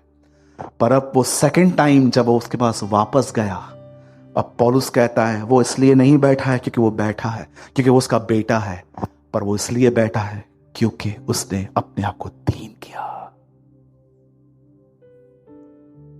प्रभु ये क्या है? पौलुस कहता है जीवन जीने की वजह से उसे यह स्थान मिला है। आप चाहते हो मैं आपको शो करूं? मैं ज्यादा स्क्रिप्चर्स वैसे खुलाता नहीं हूं ताकि आप कंफ्यूज ना हो। मुझे बहुत अच्छा लगता है 2 या 3 वर्ड्स ही पूरे घुमा घुमा के अच्छे से एक्सप्लेन किए जाएं, पर मैं आपकी क्लियरिटी के लिए खोलता हूं। फिलिपियों 2 वर्स 5, जैसा मसीह यीशु का स्वभाव था वैसा ही तुम्हारा स्वभाव हो। सब यहां पर देखिए, प्लीज बाइबल मत ओपन कीजिए, मैं आपको बाद में आपको रेफरेंस दे दूंगा। अब कैसा है उसका स्वभाव? 6, जिसने परमेश्वर के स्वरूप में होकर भी परमेश्वर के तुल्य होने को अपने वश में परखने की वस्तु न समझा। इसका मतलब वो परमेश्वर था, लेकिन उसने अपने आप को एक ऑर्डिनरी मैन बना दिया, इंसान बन गया। आगे, वरन अपने आप को ऐसा शून्य कर दिया और दास का रूप धारण किया और मनुष्य की समानता में हो गया। आगे, और मनुष्य के रूप में प्रकट होकर अपने आप को दीन किया और यहां तक आज्ञाकारी रहा कि मृत्यु, हां, क्रूस की मृत्यु भी सह ली।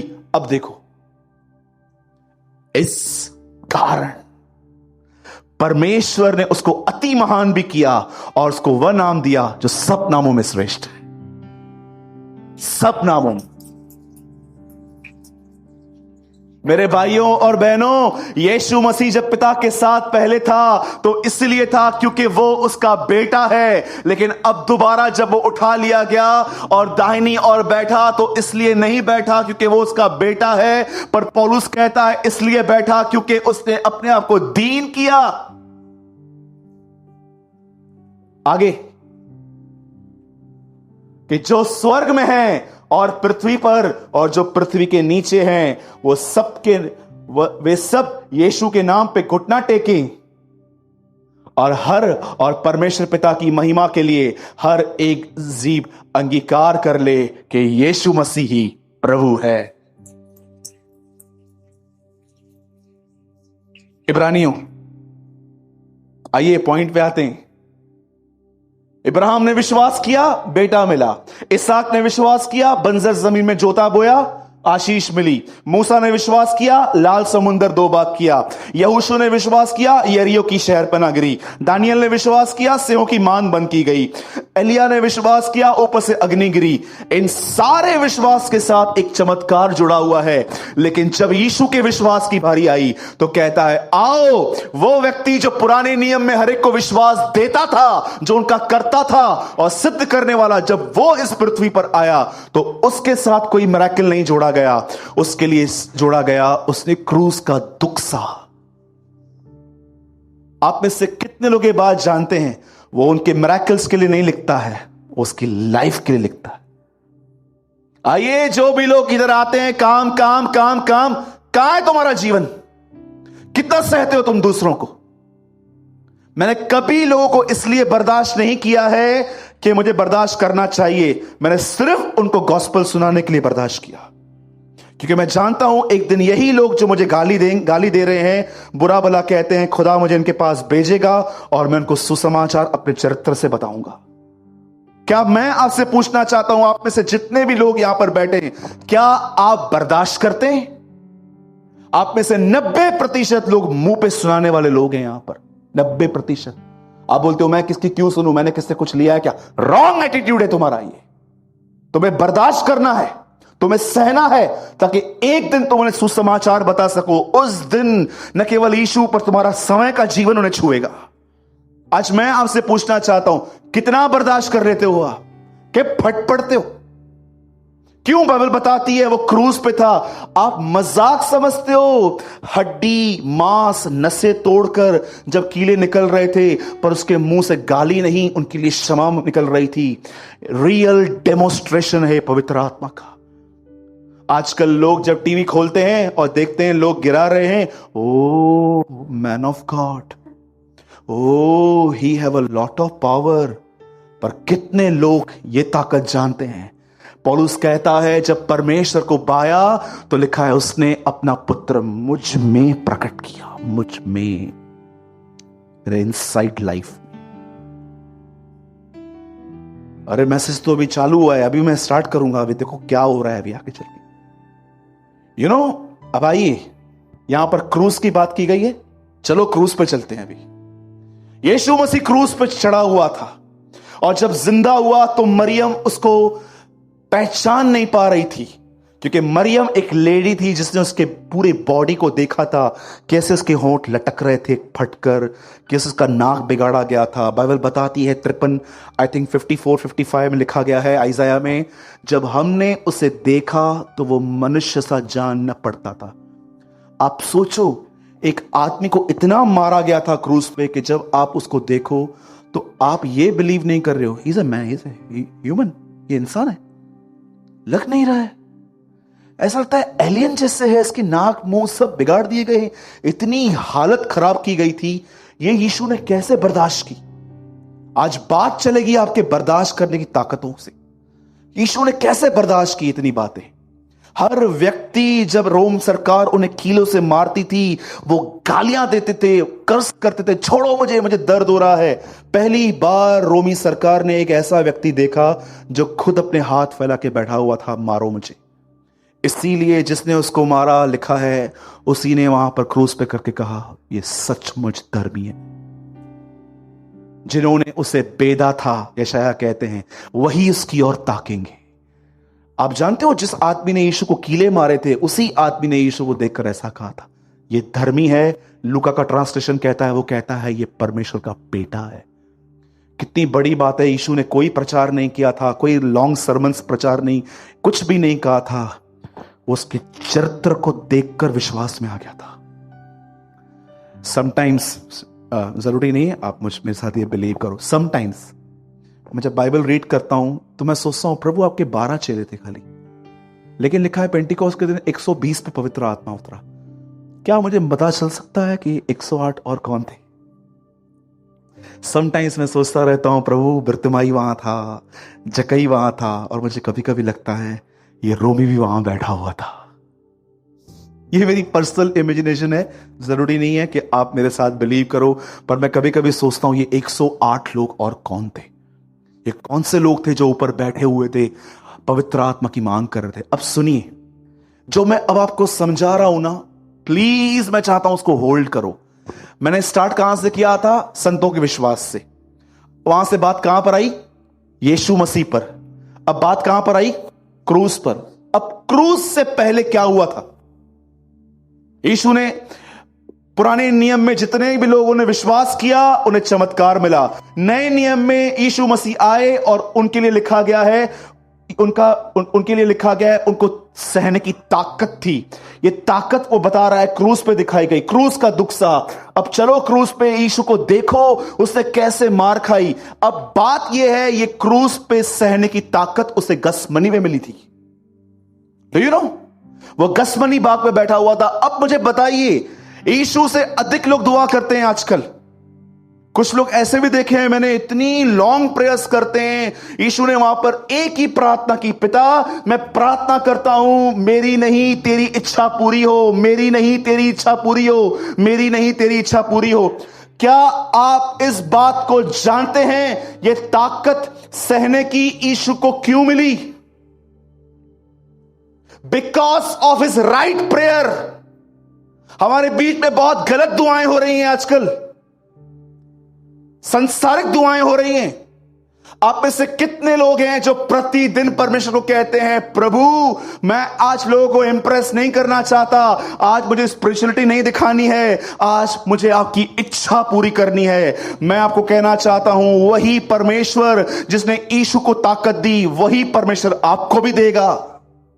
याद रखिए, आपके लाइफ का पहला पहला पहला लक्ष्य यह होना चाहिए कि आज मैं प्रभु की मर्जी में जीऊंगा। किधर की कहां वो बात लेके गए हैं, पुराने नियम से वो चालू कर रहा है, कहता है इन्होंने विश्वास किया, इन्हें मिरेकल मिला। उसके बाद वो यीशु की सहने की ताकत की बात कर रहा है। सहने की ताकत गॉस्पल्स में बताई गई है कि गॉस्पल यीशु मसीह के लिए बताता है लूका में कि मरने से पहले उसने रात भर दुआ की थी और उसने दुआ में ये शब्द कहे थे, मेरी नहीं आपकी इच्छा पूरी हो। मैं आपको बताना चाहता हूं, यहां देखिए, आप में से कितने लोगों ने इस बात को गहराई से जाना है कि प्रभु यीशु मसीह ने कहा, मैं जा रहा हूं और जैसे मैं ऊपर जाऊंगा मैं तुम्हारे लिए दुआ करूंगा कि परमेश्वर तुम्हें पवित्र आत्मा दे। पढ़ा है? अब मैं आपसे पूछना चाहता हूं, पवित्र आत्मा कौन है? समय परमेश्वर। कितनी बड़ी बात है।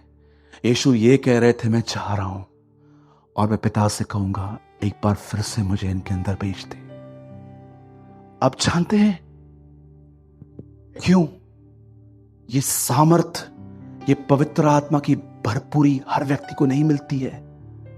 अरे मैं आपको सच कहता हूं, आप बिलीव करो या न करो, मैंने इतने लोगों से मुलाकात करके देखा है, उनकी जिंदगी में कोई पवित्र आत्मा की ताकत नहीं है। जब वो मुझसे मिलते हैं, pastor ji praise the Lord, praise the Lord sister, brother, pastor ji कैसे हैं? अच्छे हैं।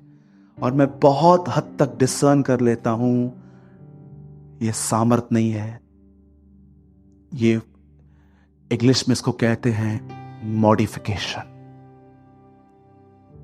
आपको पता है विश्वासी इन दिनों में परमेश्वर की ताकत से नहीं जी रहे हैं, वो बिहेवियर को मॉडिफाई कर रहे हैं। आपने कभी मॉडिफाई गाड़ियां देखी? लोग पुराना इंजन खुलवाते हैं, पूरी बॉडी उसकी नई लगवा देते हैं, और कभी कभी तो ये कारें एब्रॉड की कारों की तरह दिखती हैं। शायद भाइयों में से किसी को इस बात का नॉलेज जरूर होगा, जिसको कहते हैं मॉडिफिकेशन। आज मैं आपसे एक बात पूछना चाहता हूं। आप यहां आते हैं, यहां से निकलने के बाद आप घर जाएंगे, सच बताओ आपके लिए मसीहत क्या है?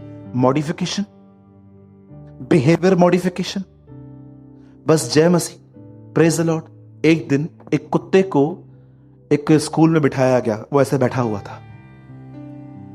उससे पूछा गया, उसको बोला गया, बोल म्याऊं म्याऊं। उसके बाद बोला no no no no no, say sweetly म्याऊं म्याऊं। No no no no, it's, ये रूड है, और बोल म्याऊं। एक कुत्ते को बिल्ली बनाने की कोशिश की जा रही थी एक स्कूल में, लेकिन वो टीचर्स नहीं समझ पा रहे थे कि कितना भी बिल्ली बनाओ, ये है कुत्ता ही। और जानते हुआ क्या, 1 महीना उसको टीच किया गया। 30 डेज के बाद पता है उसने म्याऊं इतना स्वीटली कहा, और टीचर्स इतने खुश हुए, यस वी डन, हमने कर दिया। लेकिन जानते हुआ क्या, जब वो कुत्ता स्कूल से बाहर निकला तो एक कुत्ते ने उसको राख दिया। और ये सब भूल के कितने लोग हैं, सच बताइए, कभी कभी आपको लगता है कि आप मॉडिफाई कर रहे हो खुद को। पास्टर के सामने आओगे, हाथ मिलाओगे, जय मसीह। कभी कभी मैं कुछ लोगों से मिलता हूं तो मैं उनको बोलता हूं, ब्रदर जय मसीह, वो बोलते हैं जय मसीह। ब्रदर जय मसीह, जय मसीह। ब्रदर आहिस्ते क्यों बोल रहे हो? दुआ करके आया। मतलब मेरे को तो लगता है मैंने सालों से नहीं किए, लगता है जैसे तू ये प्रेजेंट करने। लोग इतना बिहेवियर को मॉडिफाई करते हैं, मैं आपको सच कहता हूं, और मैं आपको सच कहता हूं, ये हो सकता है आप भी करते हो। सच बताओ, अगर जब आप आराधना में अपने हाथ उठाते हो, इसलिए उठाते हो क्योंकि मैंने कहा हाथ उठाओ, कि सचमुच प्रेम में उठाते हो? एक दिन वो जो सिस्टर बैठे ना येलो ड्रेस वाले, यहां पर एक बहन बैठी थी। जब हमने नया नया चर्च स्टार्ट किया था 1 साल पहले, यहां पर नए हॉल में आए, तो एक बहन अपने बच्चे को लेकर आई थी। बच्चा थोड़ा नटखट था, एक जगह पर रुकने की उसको आदत नहीं थी, और ये बहन आराधना कर रही थी, प्रभु तू महान है, प्रभु तू दयालु है, अनुग्रहकारी है। हम गीत गा रहे थे कोई, तो उसका बच्चा इसका कुर्ता खींच रहा था, मम्मी प्रभु तू महान है, मम्मी हाँ तो लिसन लिसन, तीसरी बार मम्मी टच।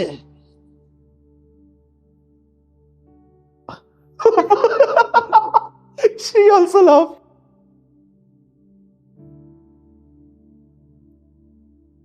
एक सवाल पूछूं आपसे, बुरा नहीं माने, किसको पागल बना रहे हो?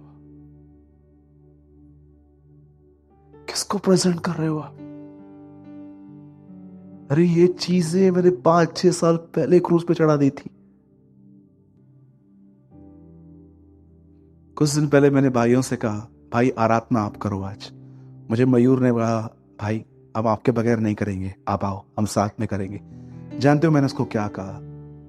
मैंने कहा, ब्रदर मैं बहुत थका हुआ हूं आज, मेरी बॉडी है ना, मुझे खड़ी नहीं रह पा रही है, मैं इतना टायर्ड हूं। मुझे एक्टिंग बिल्कुल पसंद नहीं है कि यहां पर आके मैं ये दिखाऊं मुझे लगा कि शायद मैं नहीं कर पाऊंगा आज का दिन, कोई बात नहीं, परमेश्वर का प्रेम मेरे लिए बदलने वाला नहीं है कि अगर मैंने एक दिन आराधना नहीं की थी तो वो खड़ा हो जाएगा, मैं नाराज हूं, तू क्यों नहीं आया आज। जैसे प्रभु मुझसे 1000 गुना अच्छी वर्शिप एंजल्स कर लेते हैं, पर फिर भी परमेश्वर ने हमें ये ऑनर दिया है कि वो हमारी आराधना सुनता है। पर मैं आपको बताना चाहता हूं, बिहेवियर मॉडिफिकेशन से बाहर आओ, रियलिटी में जियो। एक व्यक्ति क्रूस पे मरा, इब्रानी का लेखक उसके जीवन के विषय में कहता है उसने क्रूस का दुख सहा। अगर क्रूस के विषय में पढ़ो तो उसने इतनी मार खाई वहां पर, और वो मार खाने की ताकत उसे कुछ समय पहले मिली जब उसने ये दुआएं की, मुझे आपकी इच्छा पूरी करनी है। तो ये जान लो, परमेश्वर की सामर्थ उनकी है जो प्रभु की मर्जी में जीना चाहते हैं। आइए, आप में से कितने लोग हैं यहां पर, आइए लड़कियों को अट्रैक्ट करने की कोशिश करते हैं। आपकी दाढ़ियां, आपके बाल, आपके चलने फिरने के तरीके, सिर्फ आप लोगों को इंप्रेस करने की।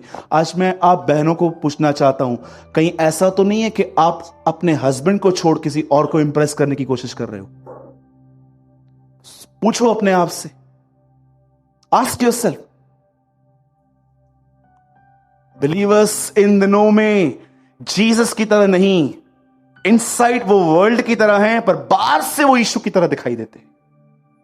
कितने लोग ये बात जानते हैं, 666 की चिप जो आजकल चर्चाएं चल रही हैं, वो कहां लगाई जाएगी? कुछ लोग कहते हैं सर पर, कुछ लोग कहते हैं हाथों पर। खैर ये विषय नहीं है, क्योंकि जिसको लगानी है वही इसका नॉलेज पाने की कोशिश करते हैं। हमें से किसको नहीं लगेगी, डोंट वरी। कभी कभी लोग इसके विषय में आते हैं, तो किसी ने मुझसे पूछा, ब्रदर 666 की चिप एक्चुअली है क्या, मुझे बताओ। मैंने कहा आपको लगानी है क्या? People are so crazy in these days, ऐसी सी बातों की वो खोज कर रहे हैं। मैं उनको बोलता हूं, यार वो लोग देखे ना जो लोग लगवाना चाहते हैं। अरे हम तो चले जाएंगे उसके साथ, हम उसके साथ रहेंगे, हम पर ये चिप नहीं लगेगी। उसके पिता और उस मेमने का नाम हमारे सरों पे लिखा जाएगा। कितने लोग ये बिलीव करते हैं एक दिन उस परमेश्वर पिता और उस मेमने का नाम आपके ऊपर लिखा जाएगा? ये सब नहीं आएंगी हमारे ऊपर, हम उसके साथ रहेंगे। लिखा है प्रकाशित वाक्य में, उसके पिता और उसके मेमने, उस मेमने का नाम उनके सरों पे लिखा जाएगा। ये चिप नहीं लगेगी हमारे ऊपर। इन सब बातों के पीछे मत जाइए। लोग इन दिनों में इन सब चीजों को ढूंढने में लगे पड़े हैं। यीशु ने कहा समयों और कालों को जानना तुम्हारे बस की बात नहीं। परमेश्वर ने, यीशु मसीह ने कहा सुनो, इन सब बातों के बारे में मत सोचो, पर जब पवित्र आत्मा तुम पर आएगा तो तुम सामर्थ पाओगे। उसने कहा सामर्थ ढूंढो जिंदगी जीने के लिए, इन सब चीजों के पीछे मत जाओ। आज मैं आपसे पूछना चाहता हूं, आइए लास्ट थिंग, उसके बाद आप खड़े हो सकते हो। आपके जीवन में पहली प्राथमिकता क्या है? नरक में जिन लोगों को भेजा गया उन्हें एक लाइन बोल के भेजा गया, आपको पता है? आप आराम से पढ़ो बाइबल में एक चित्र है जब यीशु लोगों को नरक भेज रहा था, और आपको पता है उनको एक लाइन बोल के भेज रहा था। किसी को भी ये नहीं कहा गया तूने बाइबल कॉलेज नहीं किया था, निकल। किसी को भी ये नहीं कहा गया कि तू ऐसा था, निकल। हर एक को जो नरक में गए, यीशु ने उनको एक ही बात कही, दूर हो जाओ क्योंकि तुम मेरे स्वर्गीय पिता की इच्छा पे नहीं चलते थे। You denying the will of my father. अब क्या है परमेश्वर की इच्छा? ये क्रूस का दुख सहने की ताकत यीशु मसीह को तब मिली जब उसने ये कहा, पिता मैं तेरी मर्जी पूरा करना चाहता हूं। उससे पहले भी उसके पास ताकत थी, लेकिन क्यों क्रूस पर दुख सहने के लिए उसको एक स्वर्गदूत मिला जिसने उसको सामर्थ दी। अब सुनिए परमेश्वर की इच्छा क्या है। इस भाई से लेकर वो लास्ट तक, वो अंकल तक, और वो आंटी से लेकर हमारी नर्स आंटी तक, रेखा आंटी से लेकर यहां तक, एक एक को आज बोल देता हूं, और मैं फिर भी कहता हूं सुनिए, मैं आपके सामने अपने कपड़े झाड़ता हूं कि मैंने वो संपूर्ण सत्य बताया है, कोई बात नहीं छुपाई है। उसके बाद भी आप में से कोई चले नहीं चले, मैं आप में से किसी के भी खून का भागी नहीं हूं। अगर आप आगे चल के कुछ भी करें, ये आपके ऊपर है। ये कपड़े मैं आपके सामने शर्ट ओपन आउट कर रहा हूं एक रीजन से, आज मैं आपको शंटिंग करके बता रहा हूं, ये आप हमेशा याद रखना कि भाई ने एक दिन अपनी शर्ट आउट करके इस तरह से हमको सिखाया था कि ये प्रभु की मर्जी है। आप में से प्रत्येक व्यक्ति के ऊपर परमेश्वर की एक मर्जी है, और वो मर्जी है हर दिन यीशु की तरह जिंदगी जीना। That is a will of Father. क्रूस की विजय, परमेश्वर की विजय क्रूस से शुरू हुई है, पर अंत तब होगा जब वो अपने बेटे को आप में देखेगा। That is a will of father. परमेश्वर चाहता है हम वैसे बोलें जैसे यीशु बोलता था। परमेश्वर चाहता है हम वैसे सोचें जैसे यीशु सोचता था। परमेश्वर चाहता है हमारा उठना बैठना वैसा हो जैसा यीशु का था। परमेश्वर चाहता है पैसों में हमारी डीलिंग्स वैसी ही हो जैसे यीशु की थी। परमेश्वर चाहता है हम बहनों से उतनी पवित्रता से चलें जितना यीशु चलता था। परमेश्वर चाहता है कि हम कमजोरों को वैसे ही संभालें जैसे यीशु संभालता था। यह प्रभु की मर्जी है, और याद रखना सामर्थ सिर्फ उनकी है। कितनी बड़ी बात है। जिसने दुष्ट आत्मा निकाली, जिसमें से दुष्ट आत्मा निकाली वो स्वर्ग चला गया, पर जिसने दुष्ट आत्मा निकाली उसे कहा गया निकल यहां से। हाउ पेनफुल ना। उस दिन बहुत लोग यीशु ने कहा मेरे पास आकर कहेंगे हमने आपके नाम से ये किया वो किया वो किया ये किया। कितनी बड़ी बात है। जिसमें से दुष्ट आत्मा निकाली वो स्वर्ग चला गया, जिसने निकाली वो रह गया। कितनी बड़ी वार्निंग है हम मसीहों के लिए जो बहुत अपने आप को प्रिटेंड करते हैं वी आर क्रिश्चियंस। मैं आपको सच कहता हूं, मैं कई बार प्रभु के सामने ये दुआएं करता हूं। कई बार मैं कहता हूं प्रभु मुझे माफ करें। मैं जितना अपने आप को कलीसिया में आत्मिक दिखाता हूं प्रभु मैं उतना नहीं हूं, पर प्रभु मैं तुझे सामने आंसू बहाता हूं, मुझे यहां से निकाल और मुझे रियलिटी में लेके चल। जब मैं अपनी ऑनेस्ट प्रेयर खुदा को देता हूं और मैं ये महसूस करता हूं वह अपना अभिषेक मुझसे नहीं लेता है, वो उसको मेरे ऊपर बनाए रखता है। आज मैं आपसे पूछना चाहता हूं एक आखिरी बार, लिसन, मैं चाहता हूं आप सब बाइबल बंद करो, यहां देखो।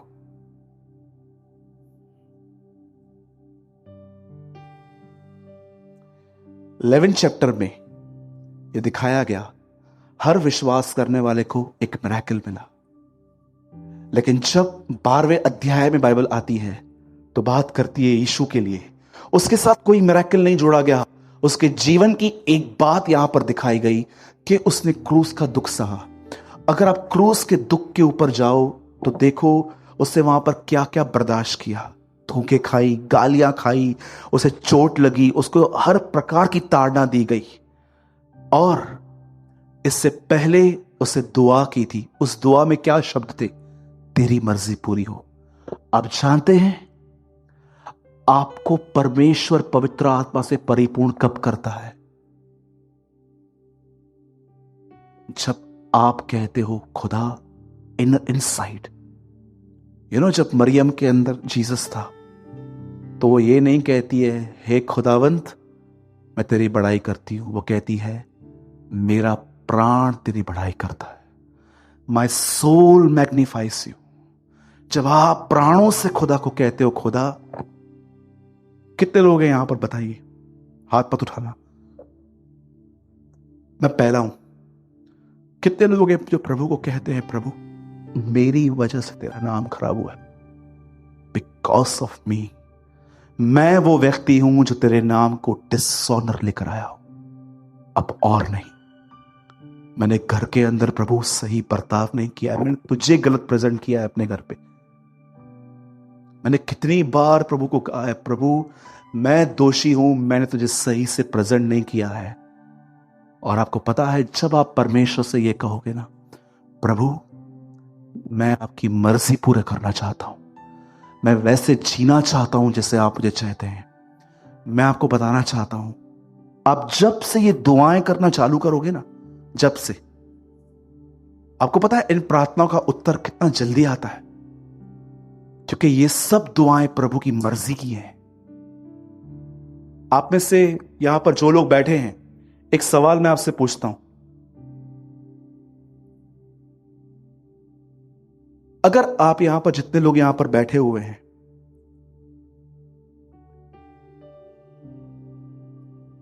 आप जानते हैं इन दिनों में आजकल, जैसे चेतन भाई ने बताया, सट्टा, बेटिंग, क्रिकेट पे लोग पैसे लगाते हैं। मुझे बताइए, जब आप अगर प्रभु से यह कहोगे, प्रभु मैं दुआ करता हूं, आज मैं पैसे लगाने वाला हूं, मुझे ब्लेसिंग देना, आपको फेथ आएगा?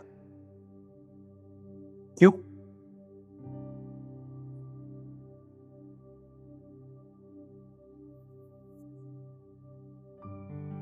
आपको पता है एक रहस्य है, हो सके तो उसके विषय में बाइबल स्टडी करना घर पे।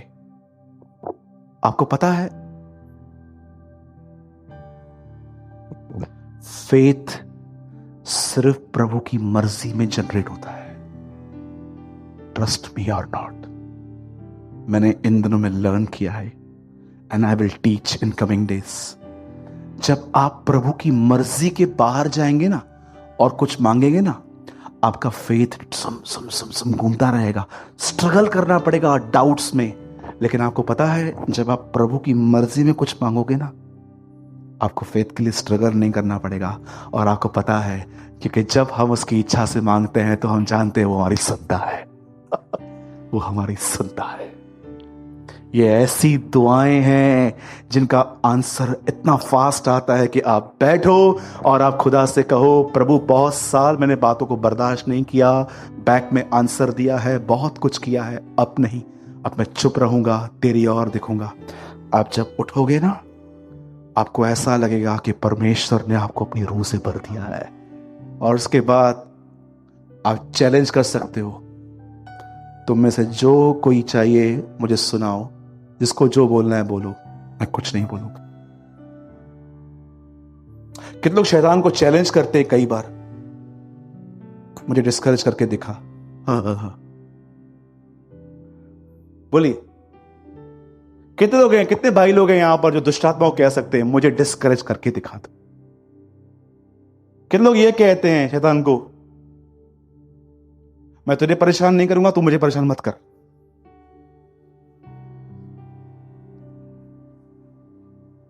हाँ, बोलो।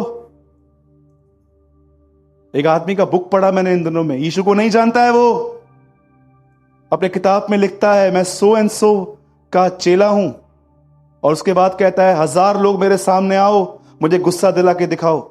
एक ऐसा व्यक्ति जिसे पवित्र आत्मा नहीं मिला है वो ऐसा कह रहा था, तो सोचो जिनको पवित्र आत्मा मिला है उनको क्या चैलेंज करना चाहिए। प्लीज ये बिहेवियर मॉडिफिकेशन बंद कर दीजिए, ये मोल्ड करना, अपने आप को नम्र दिखाना बंद कर दिए। रियल पावर में जियो कि आप जब सृष्टि में चल रहे हो तो परमेश्वर आपके द्वारा रिवील हो सके।